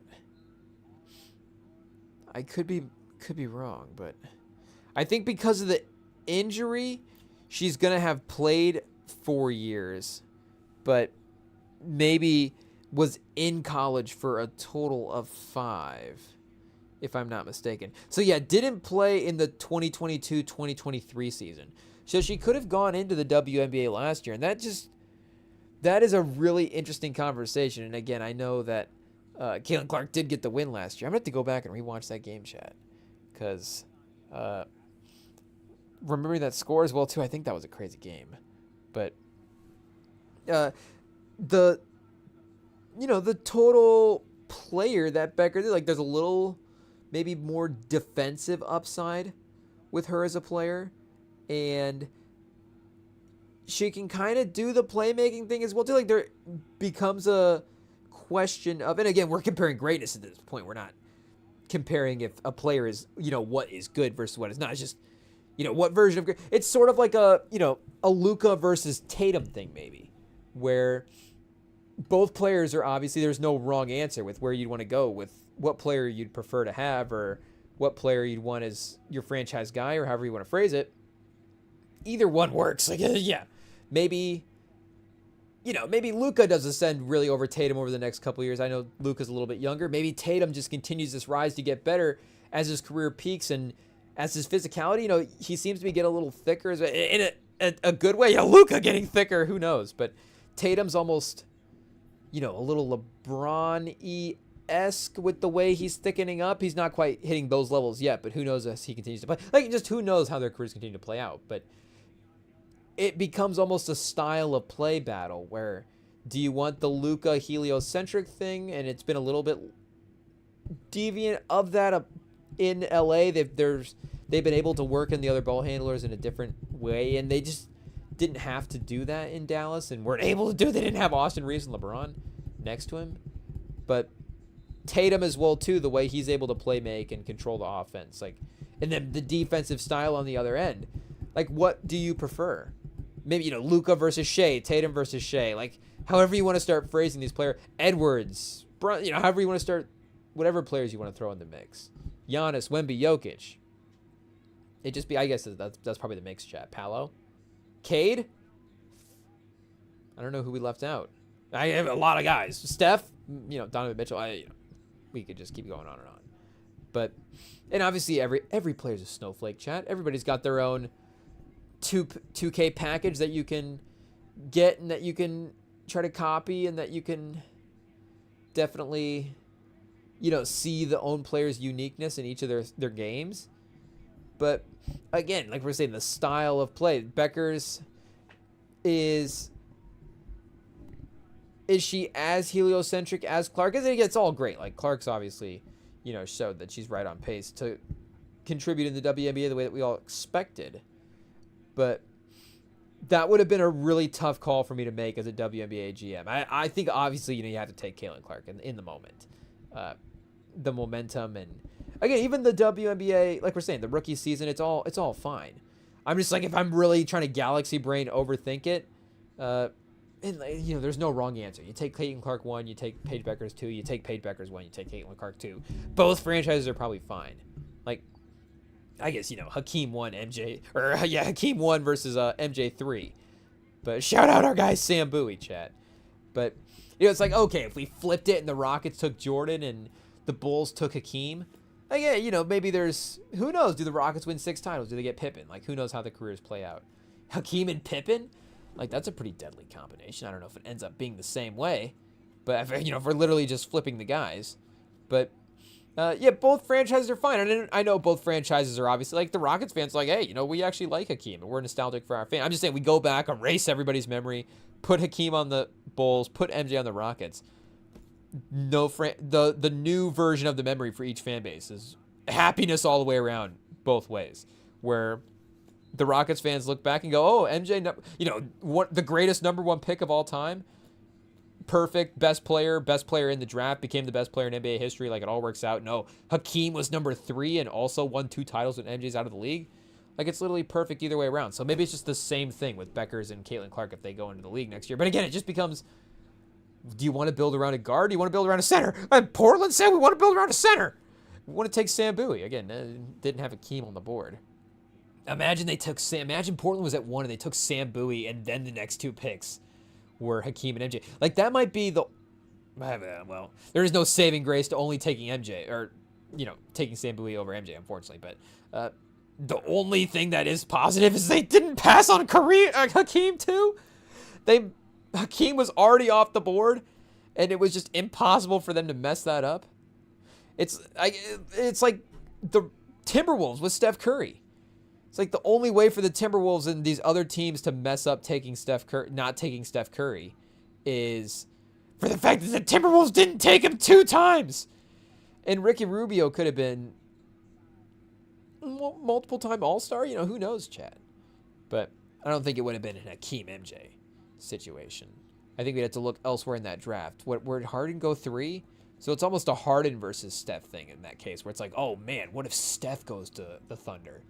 And what if the Thunder have Durant and Steph early before Durant goes to Golden State? And then, am I thinking of the right draft, chat? Do I have it all lined up? Is it Blake, Harden, and Steph all in that draft? So I guess, Harden maybe 1, Blake 2, Steph 3, Steph 1, Steph to the Clippers, and then Steph just, unfortunately, never works out. That's a bummer, Chad. Steph to the Clippers is a bummer.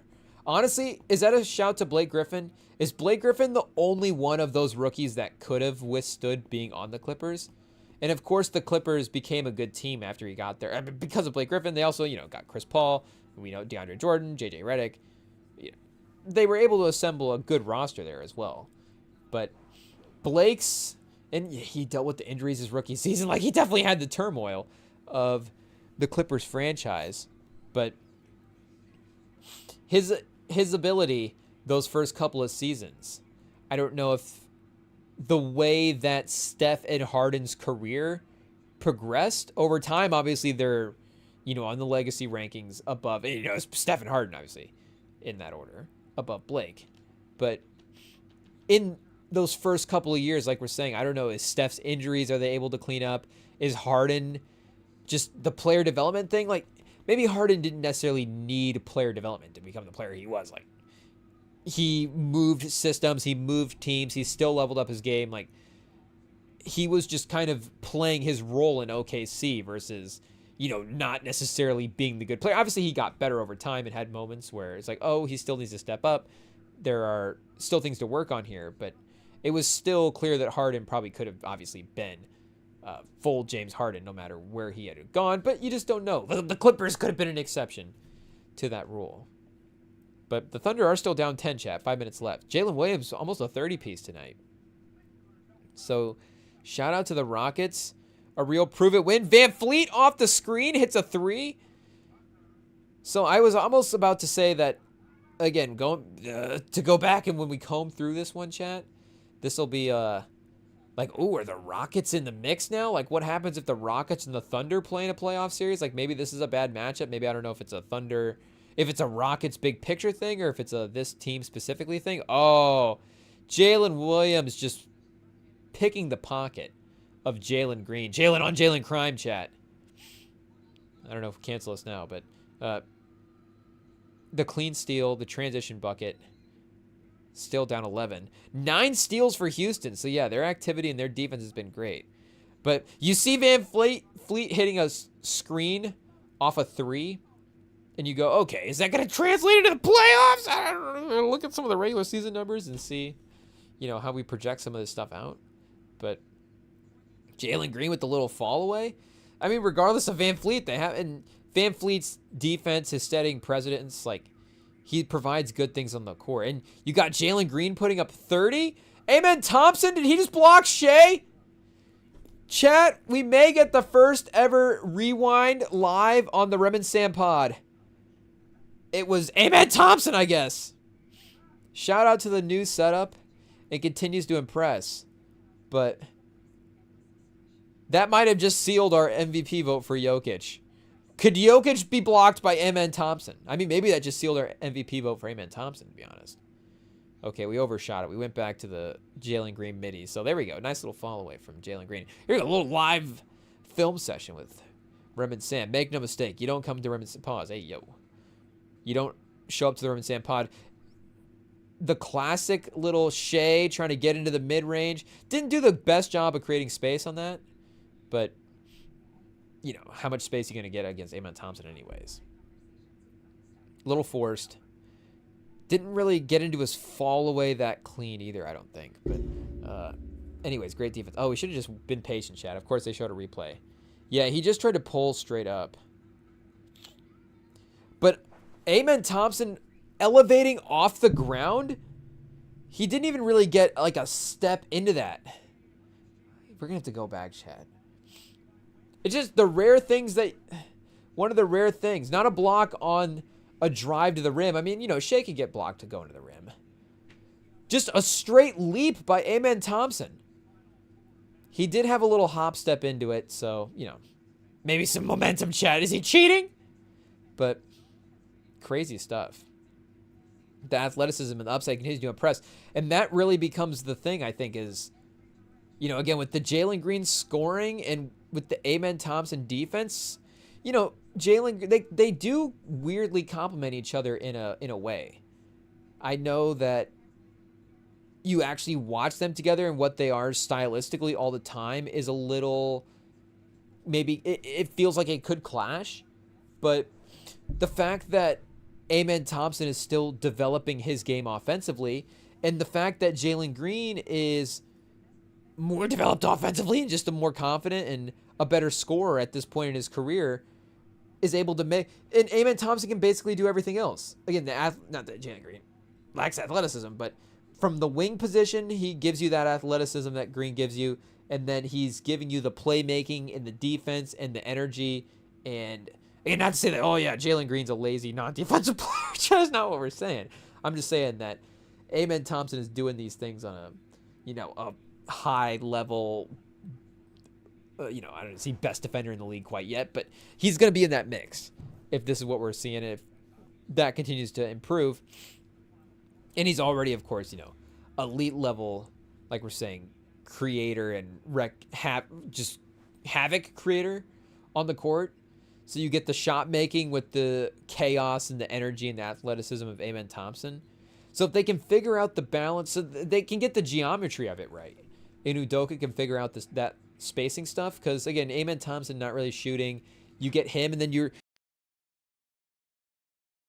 then of course there's been a little like Steven Adams run. I mean, Steven Adams is like a crazy block on Hardenstein. They were showing highlights of that at halftime, but he had that earlier in the game, I guess, before we flipped that over.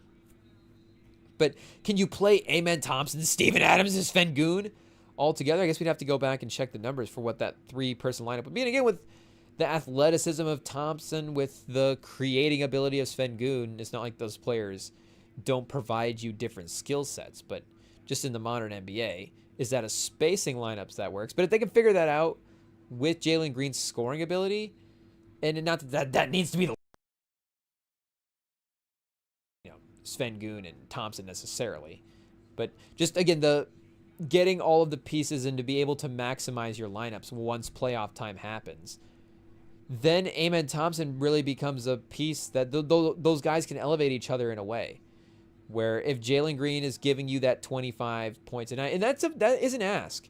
I think I'm a little bit more confident at this point in saying, hey, Amen Thompson's going to go out there and fill his role. Again, like, he gets the benefit of being a rookie and the rookie expectations, where we don't have the offensive expectations for him yet.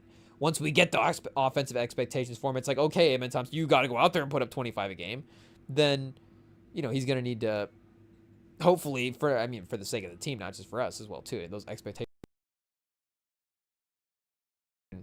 put up those points, hopefully.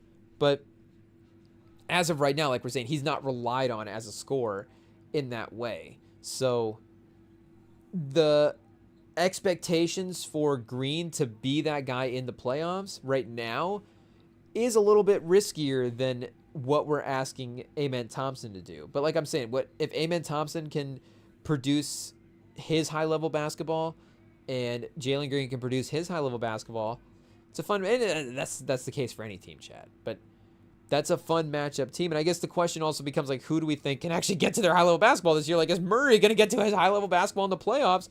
Or is it going to be Jalen Green or Jalen Williams just in the corner right over Sven One of those, or was that Van Fleet? Was one of those just the arm is up and you're like, well, nothing I can do about that. You almost got to keep that defensive, position pause. You got to keep that arm up a couple of seconds longer just to show, like, hey, I was playing defense. And sometimes the guy will go, he'll extend the closeout after the play and be like, well, you weren't defending that well before the shot went up. But yeah, you can have your arm up, but what would actually happen when the ball was in the air? Oh, the chippiness, chat. Is there some words being exchanged? Technical fouls being had? The sound is off for that one, but it might go back on soon, chat. UConn up 15. It might just be background noise territory. Shout out to not in a disrespectful way, but just this is where the dominance has taken it. This is what UConn has rendered the game useless. They're a dominant team. So South Carolina, and Chene made a great point, or maybe I think it was actually Andrea Carter made a great point in the intermission between the games that South Carolina, and despite the fact that they had won a bunch of these games recently, of course, in the tournament, like we were saying with some of the close games, they haven't been able to put together full, complete games. And of course, UConn, they're showing here that right from the jump, high energy, getting out in defense and playing well right from the start, basically.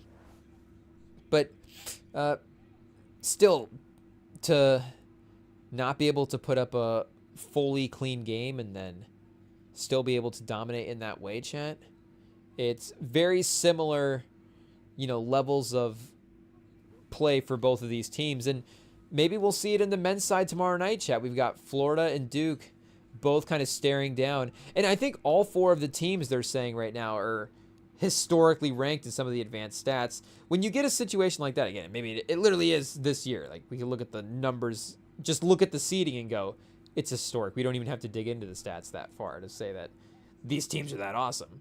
But the fact that it's this dominant, it's like, okay, that definitely means something about this era as well too that we're in, and this specific, this year as well too. Like we're saying, probably a peak year for whatever the version of this basketball is. But maybe it is just a transfer portal. Teams get more stacked, and then, like we're saying, college basketball gets quote unquote ruined in all these one seeds. Like, is college basketball ruined if one seeds win the title every year? I don't know if that necessarily would ruin college basketball. Sven with a 31, chat. Giving Chet and Hartenstein the business. Pause. 22-108 with 2 minutes left. So Houston is going to seal this one. Shea is out. Everybody's out. We've got Case and Wallace leading the team. Kenrick Williams. No Ousmane Dieng? Is Ousmane Dieng even still? They didn't trade Ousmane Dieng at the deadline, right? You can't. You're not giving up your Ousmane Dieng stock yet, right? Presti? I mean, Presti, he's good at his job, right? He's not trading Ousmane Dieng. I don't even know why I need to look it up. We just know that a guy with the basketball knowledge of the Thunder's GM is definitely not going to make a move that silly. Yes. Still there, chat. Oh, out tonight. For a calf injury? Why couldn't he be... Oh, wait. Was this for the game against the other night? Did I say Detroit? Oh, no. Yeah, out for Friday's game tonight. Okay, so up to date with the injury stuff. 3 years for Ousmane Dieng, 4.5 points a game. To be honest, that feels pretty good. The 29% from three does not feel pretty good. So he's definitely getting usage when he's in there. I guess 4 13.3 points on 3.9 shots is kind of wild. 42% from the field. But I still believe, chat, Ousmane Dieng, is he an expansion team guy? He might. The Thunder's roster might just be so stacked. I don't know. Is Ousmane Dieng, how valuable is Ousmane Dieng to Presti? Maybe we take it back. Maybe he would give up Ousmane Dieng. But I've got to be honest. I think in a draft, if Dieng is on the table, chat, he's off the board. I think a team's got to take him. I don't know. The problem is he the number one Thunder off the board? Is a guy like, is Aaron Wiggins, chat? Is he the number one Thunder you want in an expansion draft? I don't know if we have to do expansion draft corner here real fast, but just as a quick audition tape for whatever team lands the expansion franchise here in the future, Wiggins 4th on the team in points per game this year. Shout out. Hartenstein, Dort, Joe, Wallace. So that's your top 8 just in points. Shea, Jalen, Chet, Wiggins, Hartenstein, Dort, Joe, and Wallace. Like I said, if you can only protect up to 8 guys, I mean, the real only, benefit to this is you can take one guy per team. Otherwise, you're probably just drafting the Thunder bench. And, there's some two-way stuff probably working here with the later group of guys. So you see Ousmane Dieng, 13. AJ Mitchell might be on a two-way. Their second-round draft pick this year. I think he's not like a full roster signed guy. I could be wrong about that. So the Ousmane Dieng would be the 12th man on the roster potentially. So you would have, and I guess you'd have to have a real debate about like Isaiah Joe, Caruso, Wiggins, Hartenstein, Williams. I mean, chat. This would be crazy. If you're an expansion owner, push for it now before the Thunder. I guess free agency start breaking guys up. But I don't know. You get the flexibility of the expansion draft. The ability to just take the guy and control your own destiny in that way seems like a little bit more of a benefit. So UConn has pushed this lead to 20 with 58 seconds left. We'll see if UCLA can get a bucket to keep it in the teens before halftime. A little mid-range jumper. Not able to get it to go. Is Jaquez's sister playing in this game? Get her out there with bets. How's this team down 20? I guess that just shows you how good UConn is. Bueckers off the screen. I mean, she can get to that mid-range as well, too. I know Taurasi has been the comp for a little bit, but just the way off that screen into that jump shot, chat, reminiscent of some iconic stuff. But you would have potentially, I guess, I don't know if two-way guys count in this expansion draft. We'd have to really dive in to see what the updated rules would be for this new CBA. But you could potentially have Caruso, Kendrick Williams, Jalen Williams, and Ousmane Dieng. And this is going to be the Thomas Edison stole my light bulb corner. But we were definitely cooking up an expansion draft segment when Simmons and Russillo did theirs a couple years ago. So to be honest, it was probably like they were listening to it. They were talking about it so much. We were just like, oh, well, we just should do an expansion draft with the way they're talking about expansion. But they're obviously the expansion guys, so them doing the expansion draft, that makes sense. Good thing that they probably got the bit before we did. But I guess we could probably still just do a chat. Wouldn't really count as stealing, to be honest. But how many views does it have to get for it to be stealing, chat? Who knows? But it could potentially. But Caruso would have been on the Bulls at that point, so he would have been an easily protected player on Chicago, top 8 in that lineup. But now that he's in OKC. For the first time this season, if we're doing expansion draft now, and I don't know, expansion in 2 years maybe, and then, is it expansion? We don't get expansion next year. So does it happen after the next season? So it'd be the second. So we have this off season, and then the season, and then do we announce expansion and have, do we get expansion drafts and new teams for, I guess, 25, 26? Is that what I'm saying? Or 26, 27? Or do we get expansion probably by 27, 28? I would imagine they'd be in the league by then. But, so, who knows if Caruso's even on the Thunder at this point. But I guess just to do the exercise in theory right now, you could have Caruso, Kendrick Williams, the other Jalen Williams, center Jalen Williams, and Ousmane Dieng as your 4 unprotected guys to kind of stay. Like, you could just take all 4 of those guys and say, hey, we might be like a 35-win team our first year. We could be on the rise, chat. I don't know what the baseline is for expansion franchise wins, but then again, you probably want to maybe just immediately start tanking as an expansion franchise. Be like, hey, we paid $6 billion for this team. We can tank if we want to. Is that a good business model? $6 billion invest and then immediately tank. Try to get a good draft pick. Okay, so basically everything's gone final in the NBA at this point. We're down to Pelicans Warriors. Where's that Nuggets Lakers game? Oh, Mavs versus Clippers. Chat, is Davis playing tonight? Davis is kind of... I mean, Davis is obviously good. We know this. But he's been balling out when he's actually on the court. When he's not getting just randomly, muscle tweaks and stuff.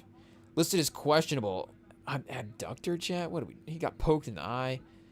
Like, the poked in the eye thing was like, okay, what are we doing here? I mean, again, you can't help getting poked in the eye like that. That's tough, chat. But the unfortunateness of it, 46% from the field, 19.5 a game. Davis, you're proving us wrong, man. 9.7 rebounds. I guess he's only playing 29 minutes. So, that's still part of the proving us wrong. So, the per 36, he's at 24 and 12. Still, the percentages would still be the same. But I guess we need to watch more games when he's not playing Brooklyn, chat. So this Clippers game will be a good test for that. But, yeah, we'll, I guess, take one more quick break while halftime is firing up here. And then we'll be back to see if UCLA can make this a competitive game in the second half, or will Paige Bueckers, chat, and UConn continue the dominant run? We'll just have to find out on the other side.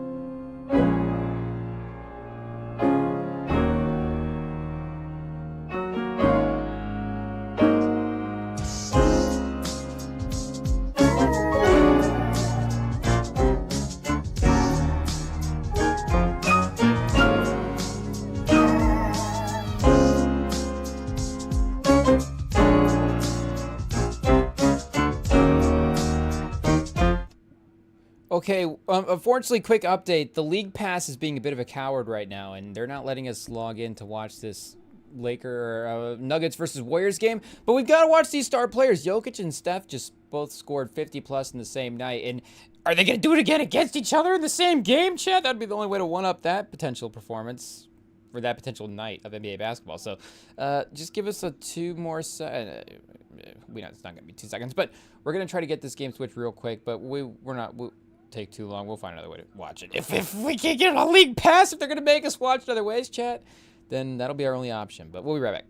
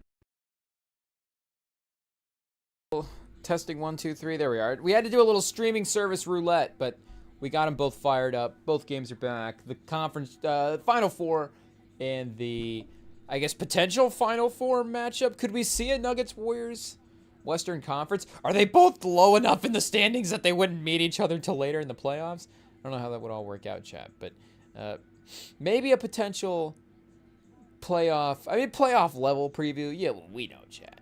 We get it. But hopefully we've got both of our star players in uniform as well too tonight. But the Nuggets are up 10 to start the second quarter. Okay, so we'll get a little bit of the game here during second half.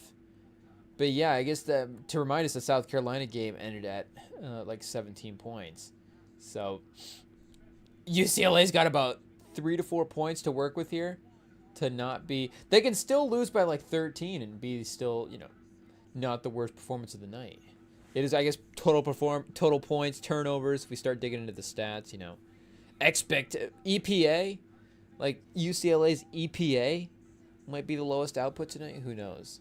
But UConn's definitely playing some of their best basketball as well too. Like Fudd and like we're saying, Fudd and Strong have both had incredible first halves. Yeah, 7 for 11, and Strong ended up at the 2 for 4, 3 for 6. So yeah, Fudd mostly doing a lot of the heavy lifting, and then Bueckers at 3 for 10. Paige, you got to show. I guess say you got to show up in the second half, but I mean, does it really even matter? It does matter to put this UCLA team away. I mean, they're a great team, and they definitely are probably capable of making a great comeback. I don't know, like, the pace of their offense, running through the post and a lot of stuff. I don't know if they're, it's just like, oh, actually, they're not really ill-equipped to make a 20-point comeback. But, again, still a talented team that you could imagine put together 2 really, really impressive dominant quarters of basketball, potentially. So you do need Paige Bueckers to finish the game. But, again, like, you got a 20-point lead here. You don't really need. If Paige Bueckers goes 3 for 10 again, I guess if she goes 3 for 10 and Fudd goes 7 for 11 again, then you're fine. As long as somebody goes 7 for 11 in the half, you're okay. Most of the time it's Paige Bueckers, but tonight it's not. You don't need it tonight. But you got Butler out there tonight, and Butler has been, I guess, some of those first games when he first got there, he was missing. But since he's been healthy and locked in, he's been out there every night. And Jimmy Butler, he's out for revenge.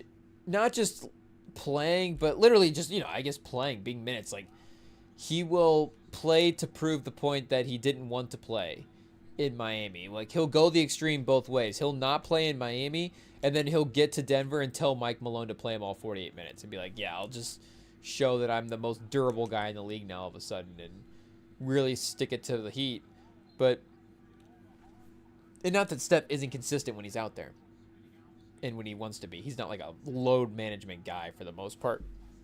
But Jimmy, just like we're saying, to his credit, he's been focused on being out there every night. And the lineups, obviously have been stellar with him. And Moody as well, too, has been a big piece as a rotation guy for it recently. And it's kind of funny that Jimmy Butler is Moody just playing better, his shot making taking a step up is a part of that. But Jimmy Butler being a connective point guard tissue in that piece, because, and maybe we said this before, I know we talked about the dynamic of him and Butler. I think what we were saying is he's never played with, well, I guess we didn't say that because we played with Durant, but he's never played with another number one guy. Is crazy. But I forget. I have to go back and check the tapes and see exactly what the take was. But he's never played with another lead playmaker in that kind of way. I think that was the take, honestly. But even Durant, obviously a lead playmaker, but lead scorer kind of. Can definitely create for others, definitely showed a versatility when he was there, and has, always showed versatility throughout his career. But as an actual set guys up in a real, and not say Durant's selfish, but, in a real you first kind of way, just whereas Durant's got a scorer mentality, Butler sometimes vacillates back and forth between that scorer mentality and that playmaker mentality. And Klay, he's scorer mentality. Klay's a shot maker. Klay's a three-point shooter. Klay is a floor spacer and a perimeter guy, and obviously developed a great range throughout the entire court. But the way Butler can set other guys up, Green obviously, but Green with the consistent offensive performances on the other end could have big nights. He scored 35 points in Game 7 of that 2016 Finals.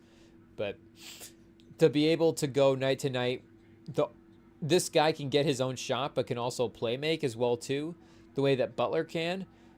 I don't know if Steph has played with a guy that combination. So, or just even in general, maybe is Butler the best point guard that Steph has ever played? I guess Steph played with Chris Paul, but the times and the way their careers met up.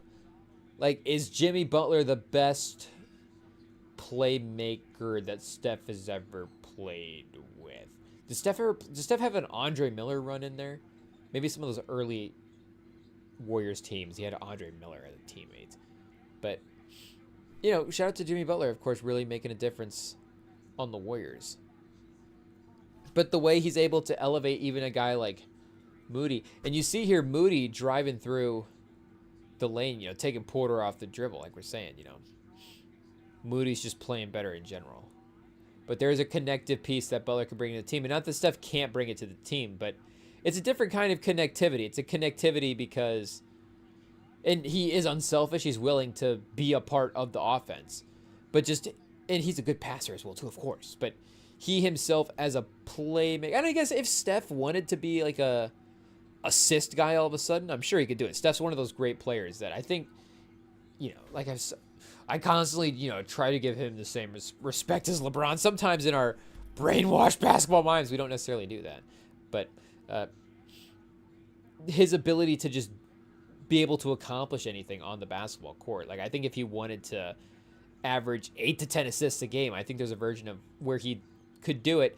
But, you know, it's like we're saying, LeBron naturally gravitates toward kind of playmakery type stuff. Steph is a three-point shooter. Steph's gravitating toward creating and shot making and that type of stuff. And that's why he has these outbursts maybe at a better rate. And, of course, you know, just with the math of his game. But the first 4 minutes for UCLA, they made it 18, chat, but that's about it. Sloppy turnovers for UConn is not a great way to start the third quarter. They've definitely, I mean, you see the intensity is not quite the same. But Bueckers on the closeout, maybe Gino starts yelling at him at the sideline in Dawn Staley fashion, and then they will be, I guess, you know, sorry, Gino, for saying in Dawn Staley fashion, but, you know, in resemblance of the game before is maybe the better way to say it. And Betts is not, oh, there we go, chat. I don't know why she wouldn't be on the court right now. But the double, the playmaking, just the patience to stand with the double coming, pause. The patience to make the pass to the cutter. Bueckers, the soft jumper on the other end, chat. 28 to 50. This is real. I mean, we've talked about, I guess not we necessarily, but, you know, the conversation in the sports world has been that, is this one of those old school UConn teams? Is Paige Bueckers, of course, you know, I'm not, is she a star, but will she ascend into that old school UConn stardom? And like we're saying, you go through the other UConn roster and you go, oh man, look at all the WNBA talent that was stacked throughout here, and how just every year they're adding a new person. They lose this person, they gain this person, and they're just always seems like they have the all-star team every year at UConn before they actually even get into the WNBA. And like we're seeing tonight with the way Fudd is playing and with the way Strong has showed out in her freshman year, it's some really strong performance here that you could potentially look back and go. And even Chen as well, too, in 15 minutes. 2 for 2 in the field, hasn't missed. Ice Brady? Who is Ice Brady? Shout out. Ice Spice? Ice Brady? 1 for 1. Ice Brady, literally perfect, chat. 1 for 1 from the field. 48% from UConn. What is UCLA at right now? 39, 16% from 3 versus UConn, 38%. I don't know if UCLA is the best three-point shooting team throughout the season. Kiki Rice, 23 minutes, 2 for 5. Lauren Betts, 6 for 12. So shout out, you know, they're good players. They're just still, like we're saying, putting up some numbers, but maybe just the supporting cast, unfortunately, not able to be there in the same way. And, you know, 6 for 12, like we're saying, when you're got such efficient performances on the other side for UConn. Oh, chat. Sorry about that. Maybe this game will get closer a little bit later. We'll have to see. But, you know, when you have such strong performances like that from UConn, maybe you'd want Betts to, of course, I mean, you'd always want her to be awesome, but is it fair to be like, hey, go out there and be 8 for 10 in the first half? Or, go be 12 for 15. Like, obviously, she's not going to do that. Like, or she could, obviously, yeah, but, you're not going to just demand that from a player. I guess you could. It just would be, what would the situation would be? Is that what they were demanding of Caitlin Clark? But, of course, they ended up losing those national championship games as well, too. So that can be the byproduct of why you could demand that from a player could be the reason that, you lose the game. But regardless, you could say, yeah, Betts could have, like, the all-time performance, I guess, to keep him in this game against UConn. But it's obviously not even, close to enough. Because this is great. These are great numbers here so far. It's been great.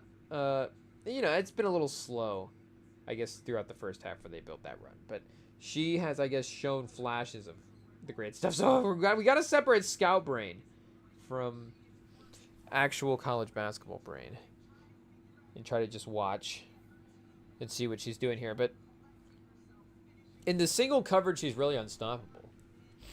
So is there tape of... Do we have to go back and see if there's a Betts versus Cardosa game?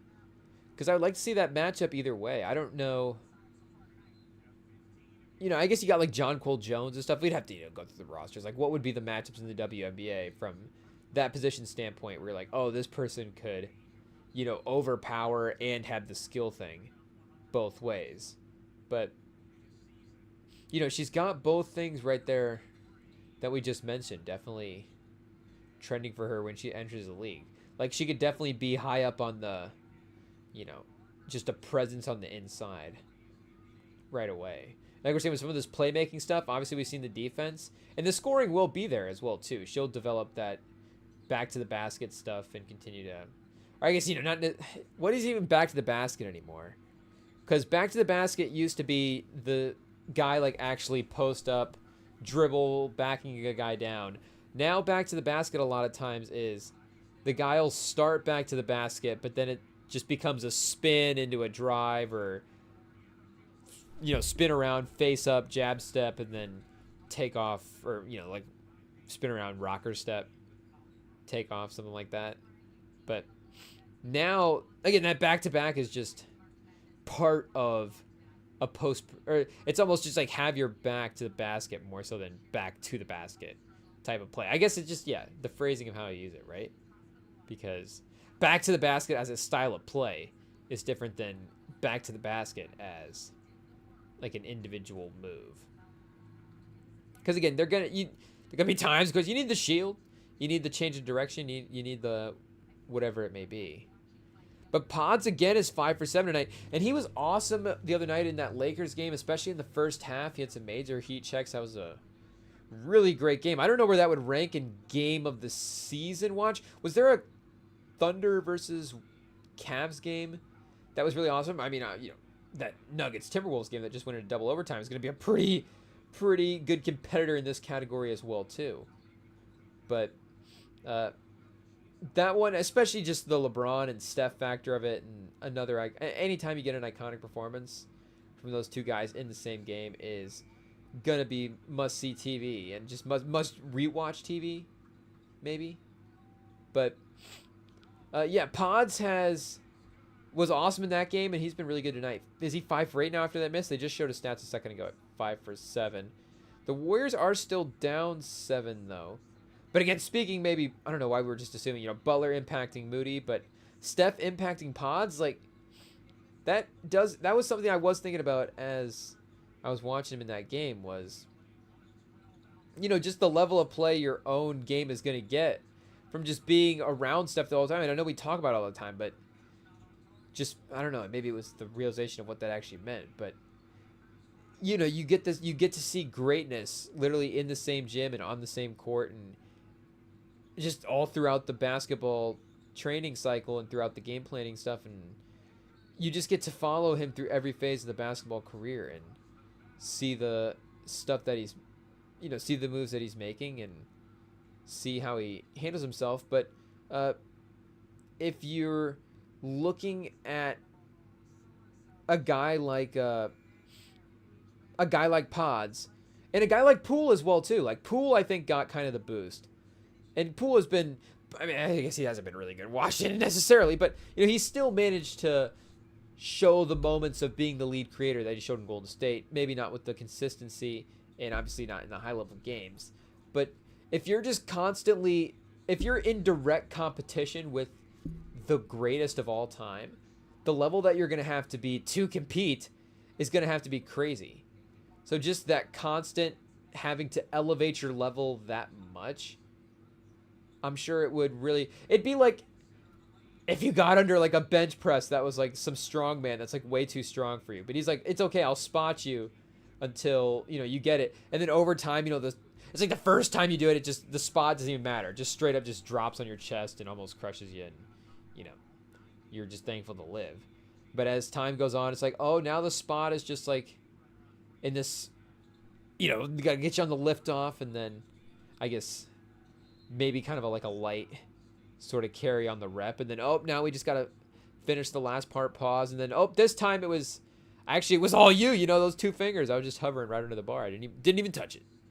Didn't even touch it. Like, eventually over time, even if the bench press, I think would, and maybe this is bro science chat, so I don't know if this is actually true, but I assume progressive overload if you had a spotter, because again, the spotter is taking the weight off essentially, so you're not actually lifting the amount that is on the bar. And not the spot, I don't know if the spotter would necessarily be able to do like a full, like, you know, rep with you if it was like a strong man. Like, I don't know if, you know, how much is 4 plates, chat? I don't know. Should I just, are the plate to number metrics, should that just be off the top for anybody that goes to the gym? So 4 plates is 405. So 5 plates is 450. Or I guess that'd be 4.5 plates is 450. But so 495 is 5 plates, chat. So if you, I mean, who's out there? And I'm thinking more in the athlete world. I guess there's probably some athletes out there. Some athletes, you know. There's probably a ton of athletes out there benching 495. That just feels like a lot. I don't know, 5 plates on a bench. I'm trying to think what the most I've ever seen on a bench is. In the gym I go to, not a lot of benchers at the gym. I'll get under the bench press, of course, every now and then. There's a couple of, I mean, there's guys that will do it, but there's not guys like necessarily maxing out on the bench press.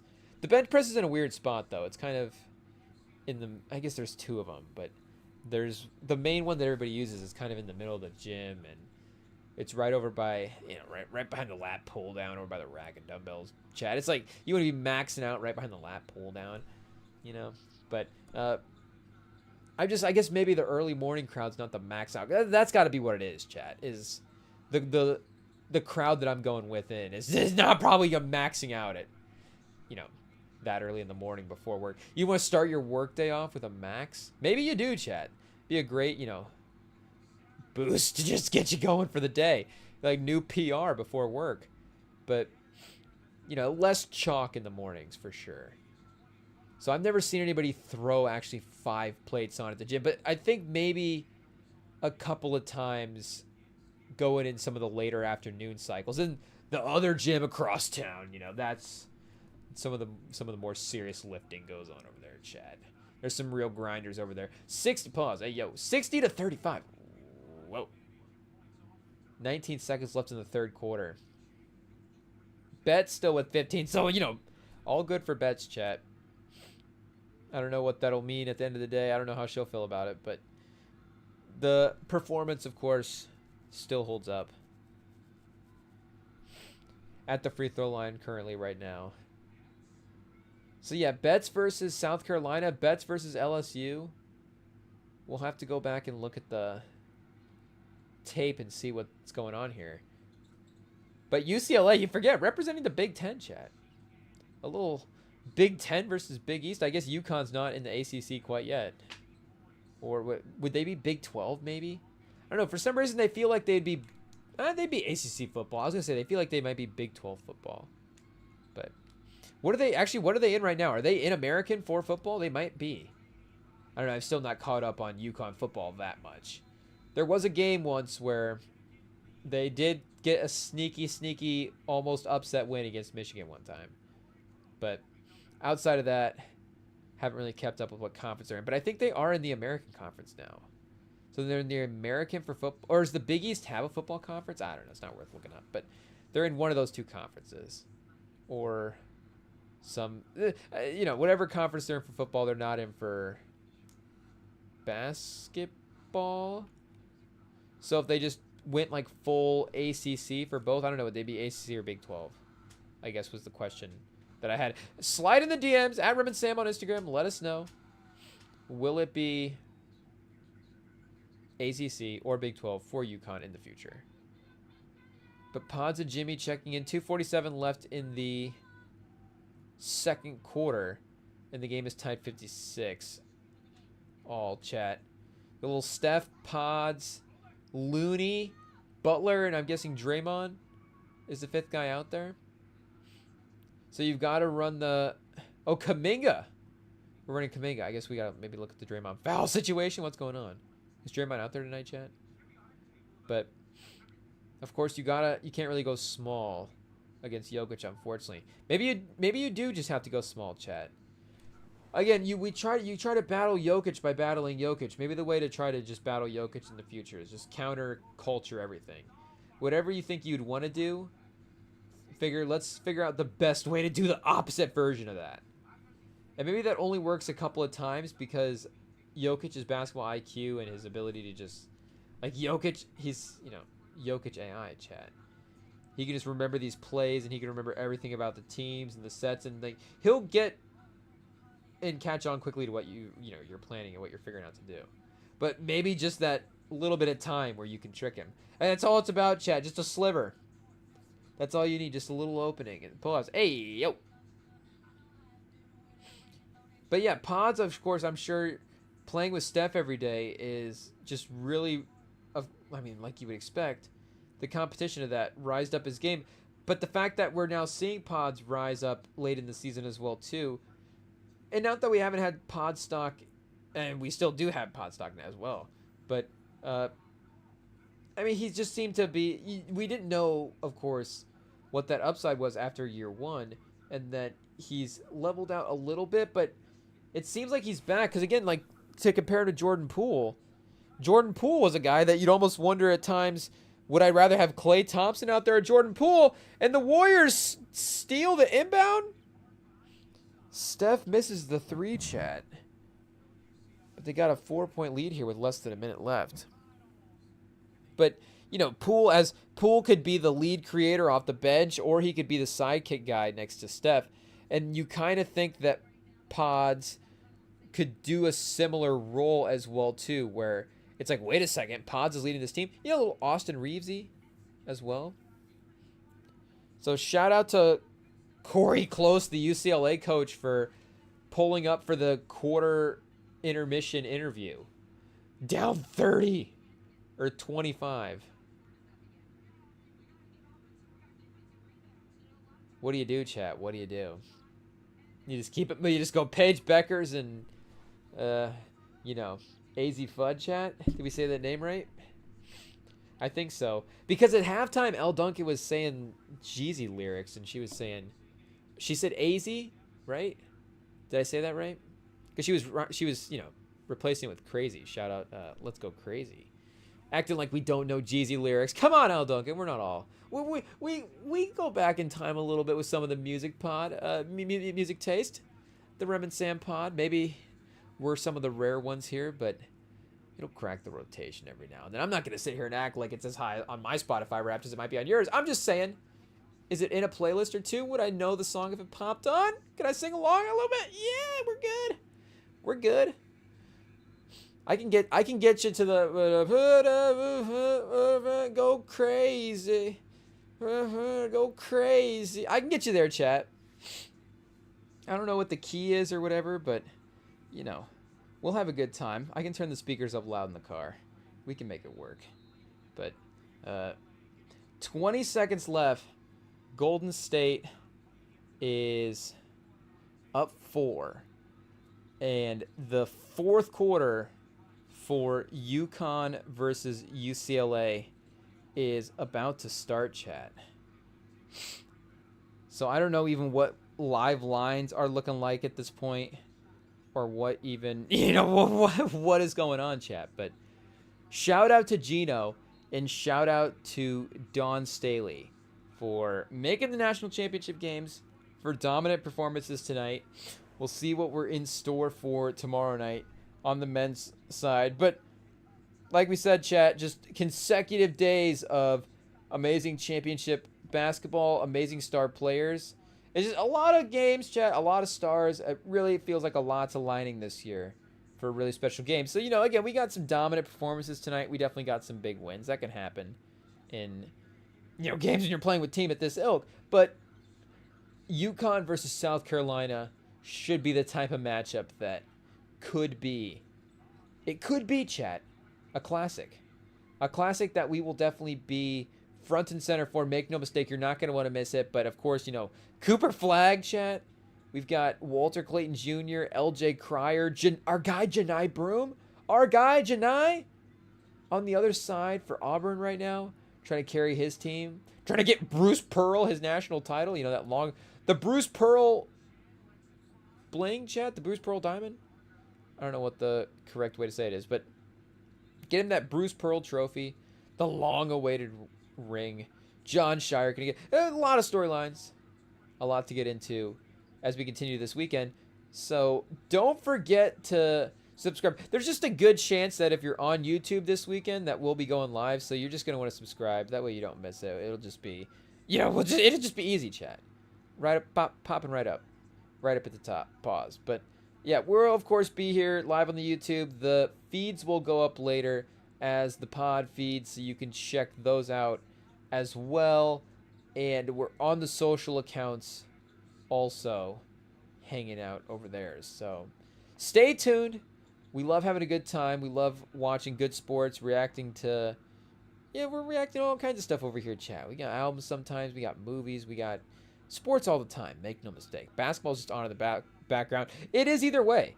That's the thing. Basketball's just on in the background. So it is for us. Maybe it is for you. But I guess the Rem and Sam pod, the background to the background, it is what it is, chat. But if you enjoyed it, stay tuned. Like I said, we will be back later this weekend. We are not going anywhere. So shout out 30-point game as we log off UConn over UCLA. Shout out Paige Bueckers. Shout out Dawn Staley.